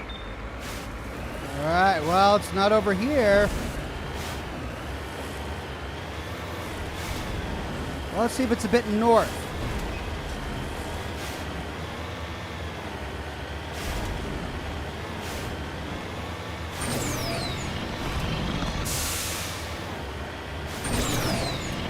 The unknown planet says that planet reminds me of Scotland. does have a familial resemblance, doesn't it?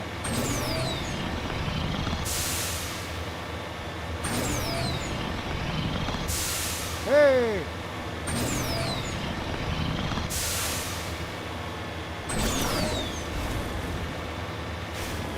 Oh, what's that?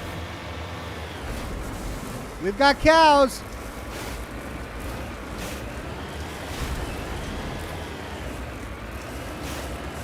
I think. Are these the cows?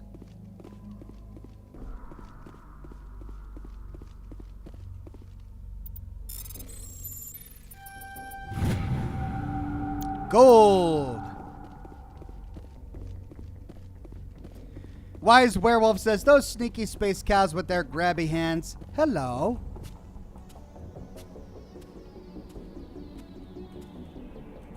Okay, I can't interact with it, but it kind of says I can. Hello, space cow.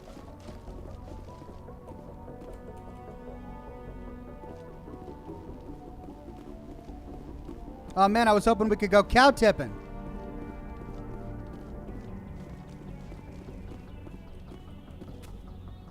Aw.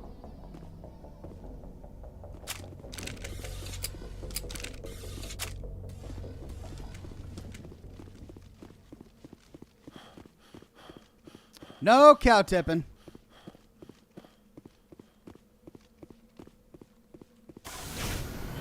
But do they blend?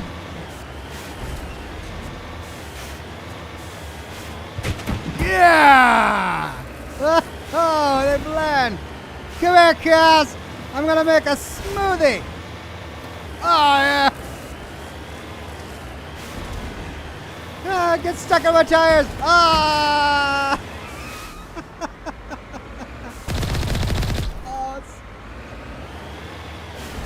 Oh, I'm gonna get you. Oh, yeah. Species extinct. You're welcome. I'm from Earth.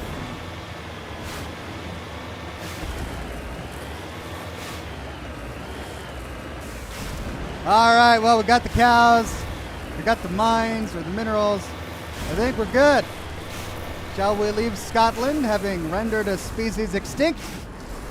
Now, before we jump, yeah, I can fly.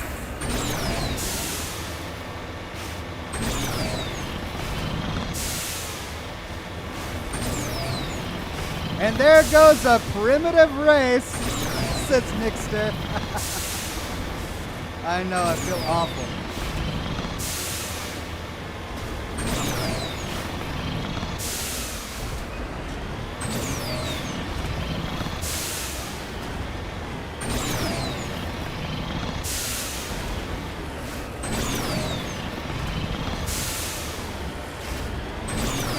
All right, I think that's it. Back to the Normandy.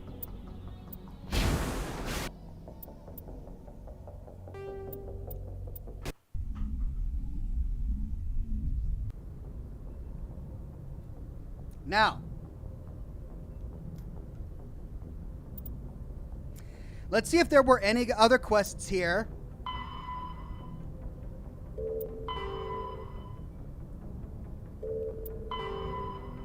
Pharos. UNC dead scientists. With the situation resolved, we should now make our report to Admiral Hackett. All right. The Herschel system and the Kepler Verge. So Garrus's quest is here too.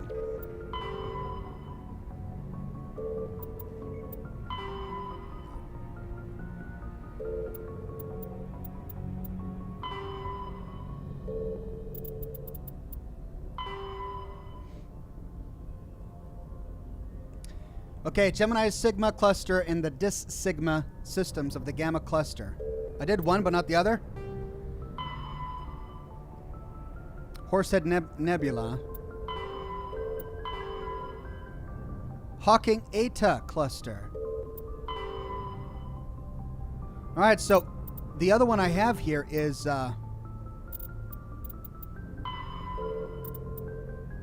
Garrus's quest. Dr. Salian's last known whereabouts. Head to the Herschel system in the Kepler Verge. Let's save. Message coming in. Patching it through. I reviewed your report on the situation, Commander. I'm glad to see you were able to take Dr. Wayne in alive. Now we can put him on trial and get some answers. Corporal Toombs seems to have found some closure. Hopefully with therapy, he'll have a normal life again someday. Thank you again for your assistance, Commander. Fifth Fleet out. All right. Quest done.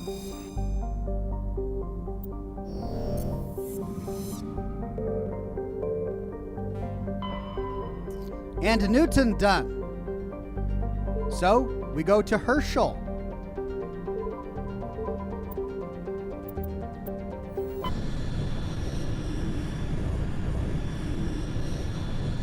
Message for you, Commander. Just came in over a secure channel. Shepard, this is Admiral Kahoku. I found out who set that trap for my men. The ones killed by the Thresher Maw. Damn, I hope you get this message. It was a group called Cerberus. An Alliance Black Ops organization. Top secret, highest level security clearance. They vanished a few months ago. Dropped right off the grid. Nobody knew where they went or what they were up to. They've gone completely rogue, Shepard. They're conducting illegal genetic experiments, trying to create some kind of super soldier. FED? I don't have any proof, but I found the coordinates for one of their research worlds. I'm uploading them with this message.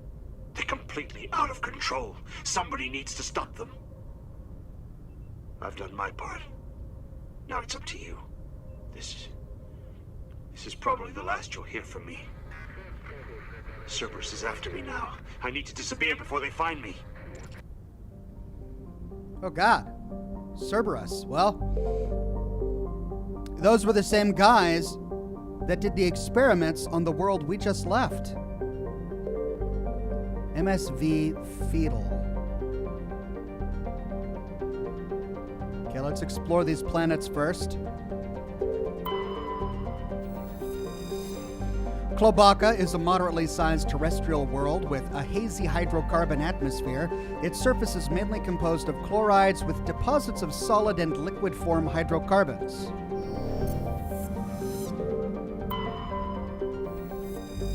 Tungal is a massive terrestrial world, nearly twice the size of Earth, with a dense atmosphere of nitrogen and ethane. Its scorching hot surface is mainly composed of iron with extensive deposits of heavy metals and radioactives. It is a mineralogical treasure trove, and many corporations are lobbying for mining rights.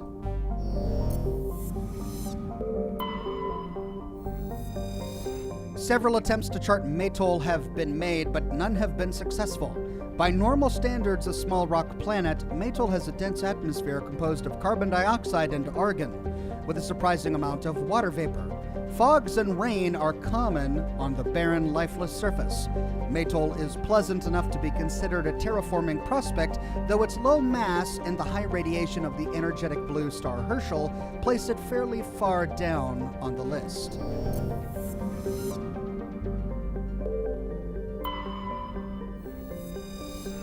Klugen's hydrogen-helium atmosphere is given a fairly dramatic emerald tint by chlorine and ionized gases. It has nearly 100 moons. That's all the planets. That leaves only the MSV Fydel.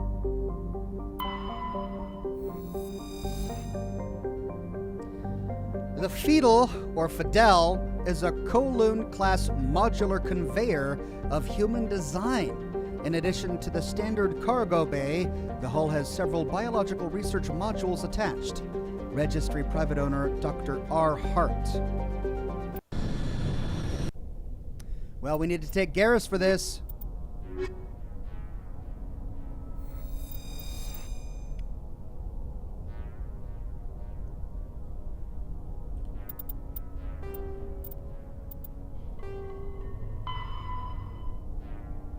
We've boarded the MSV Fydel. See if Dr. Salion is on board. I've got 14 minutes. See how far we can get.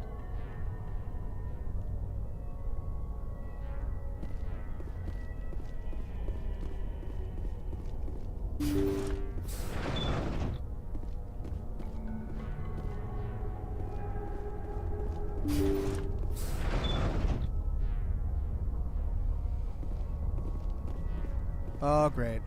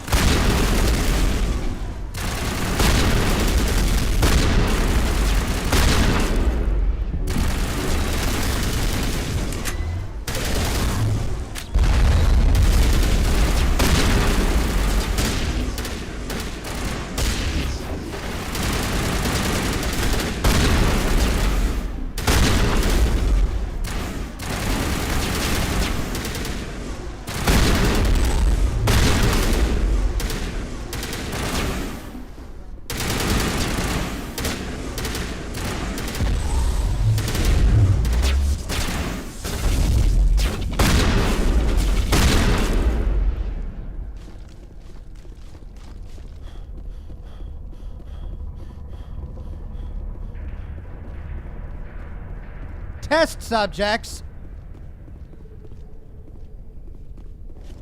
Oh, God. The doctor is still at it. All right, let's see if there's any loot in here. All right, that's where we came from.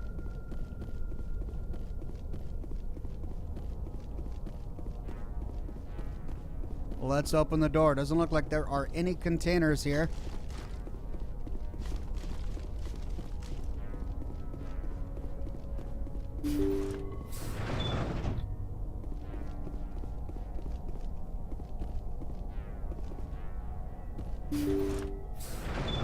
Thank you. Thank you for saving me from those things. Commander, that's him. That's Dr. Saleon. What? My name is Hart. Dr. Hart. Please, get me out of here. He said his name was, he changed his name to Dr. Hart. Are you sure it's him? Positive. There's no escape this time, Doctor. I'd harvest your organs first, but we don't have the time. You're crazy. He's crazy! Please, don't let him do this to me.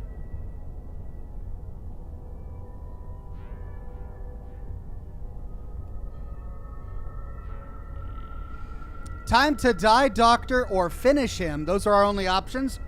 We can't bring him to court.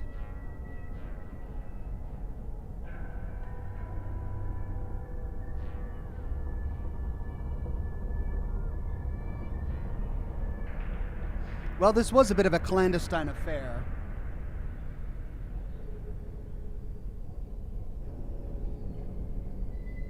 This is my kill, Garrus. You're all crazy! What was that, Shepard? Never hesitate when you've got the enemy in your sights, Garrus. Point taken. Well, I guess we're done here. Saleon's medical equipment is stained with the blood of many species. Pale blue, violet, orange, and more than a few dark red, but his work has ended here. Time to head back to the Normandy.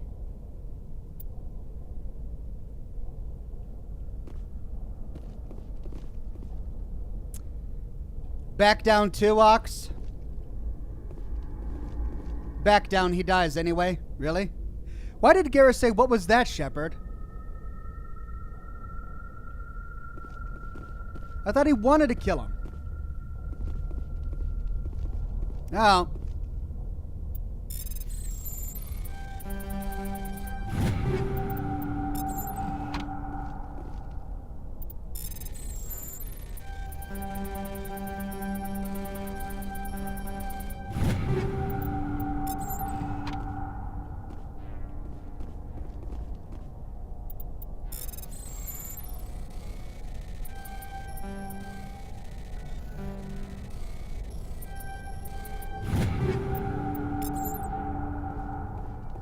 Lots of loot.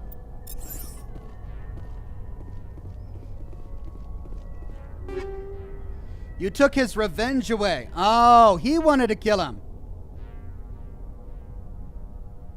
Back down was bringing him to court, Ox. Oh. You stole his kill. Oh. Garrus wanted to kill him. Oh, is that what happened?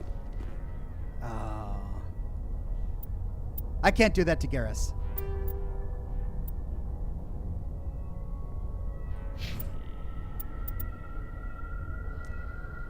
Let me do a manual save here.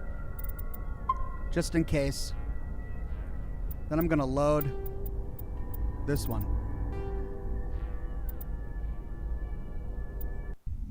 Julian Z says, yes, Ox, he wanted to pull the trigger. My bad. You're right, he did.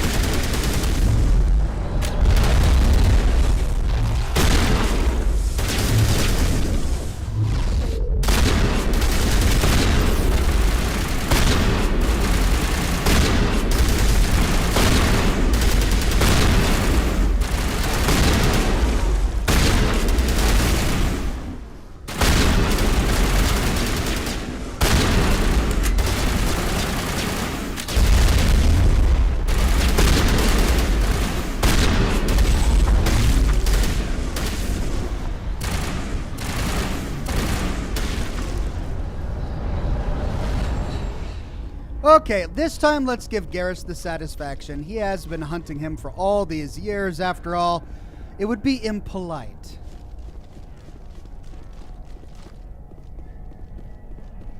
First, let's save here. Just in case we don't like that outcome.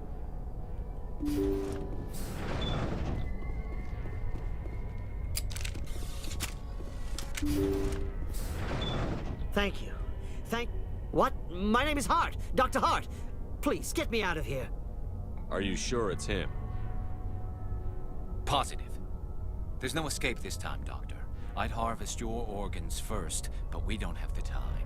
You're crazy. He's crazy! Please, don't let him do this to me. Put him out of his misery so we can get going. Gladly. Your days of butchering are over, Doctor. No! Please! Please!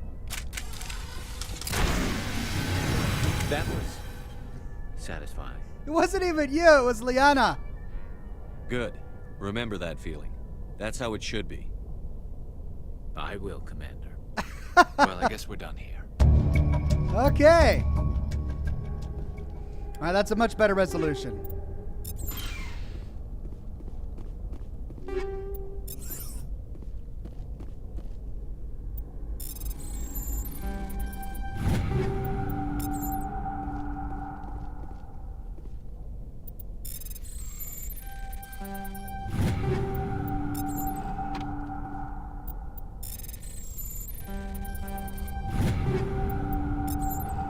Okay, is that everything? In here, yes. Let's check out the other rooms.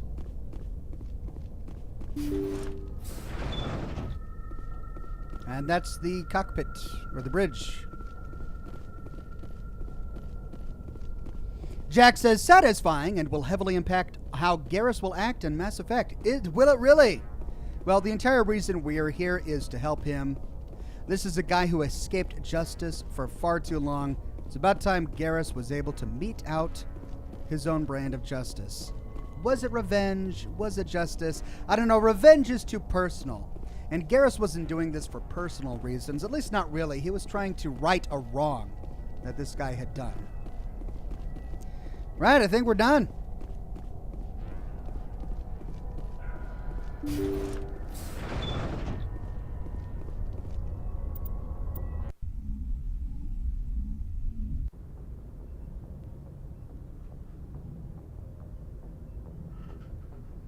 Well, with that, this is a good place to end. Actually, I wonder if Garrus says anything. Where do we find Garrus?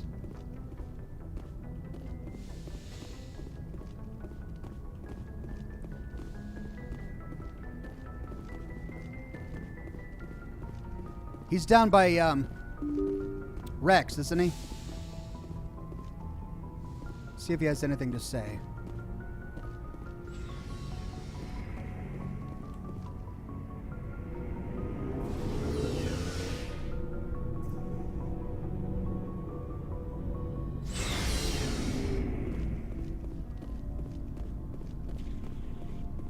Commander, good to see you.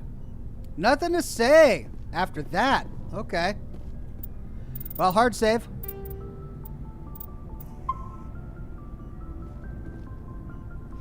And there we go. Thank you, ladies and gentlemen, for joining me for my Monday live stream of Mass Effect Legendary Edition.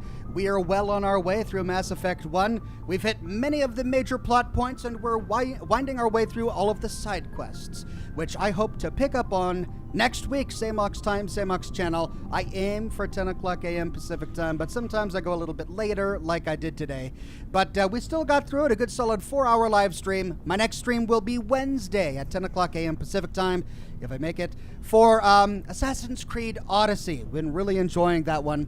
Now, I know that the latest live stream replay is stuck at 360p. I'm not sure why. I'm working with YouTube right now to restore the HD version of it. I hope that it gets back soon. Until then, just bear with the low resolution quality for now. The next one should be in full high resolution.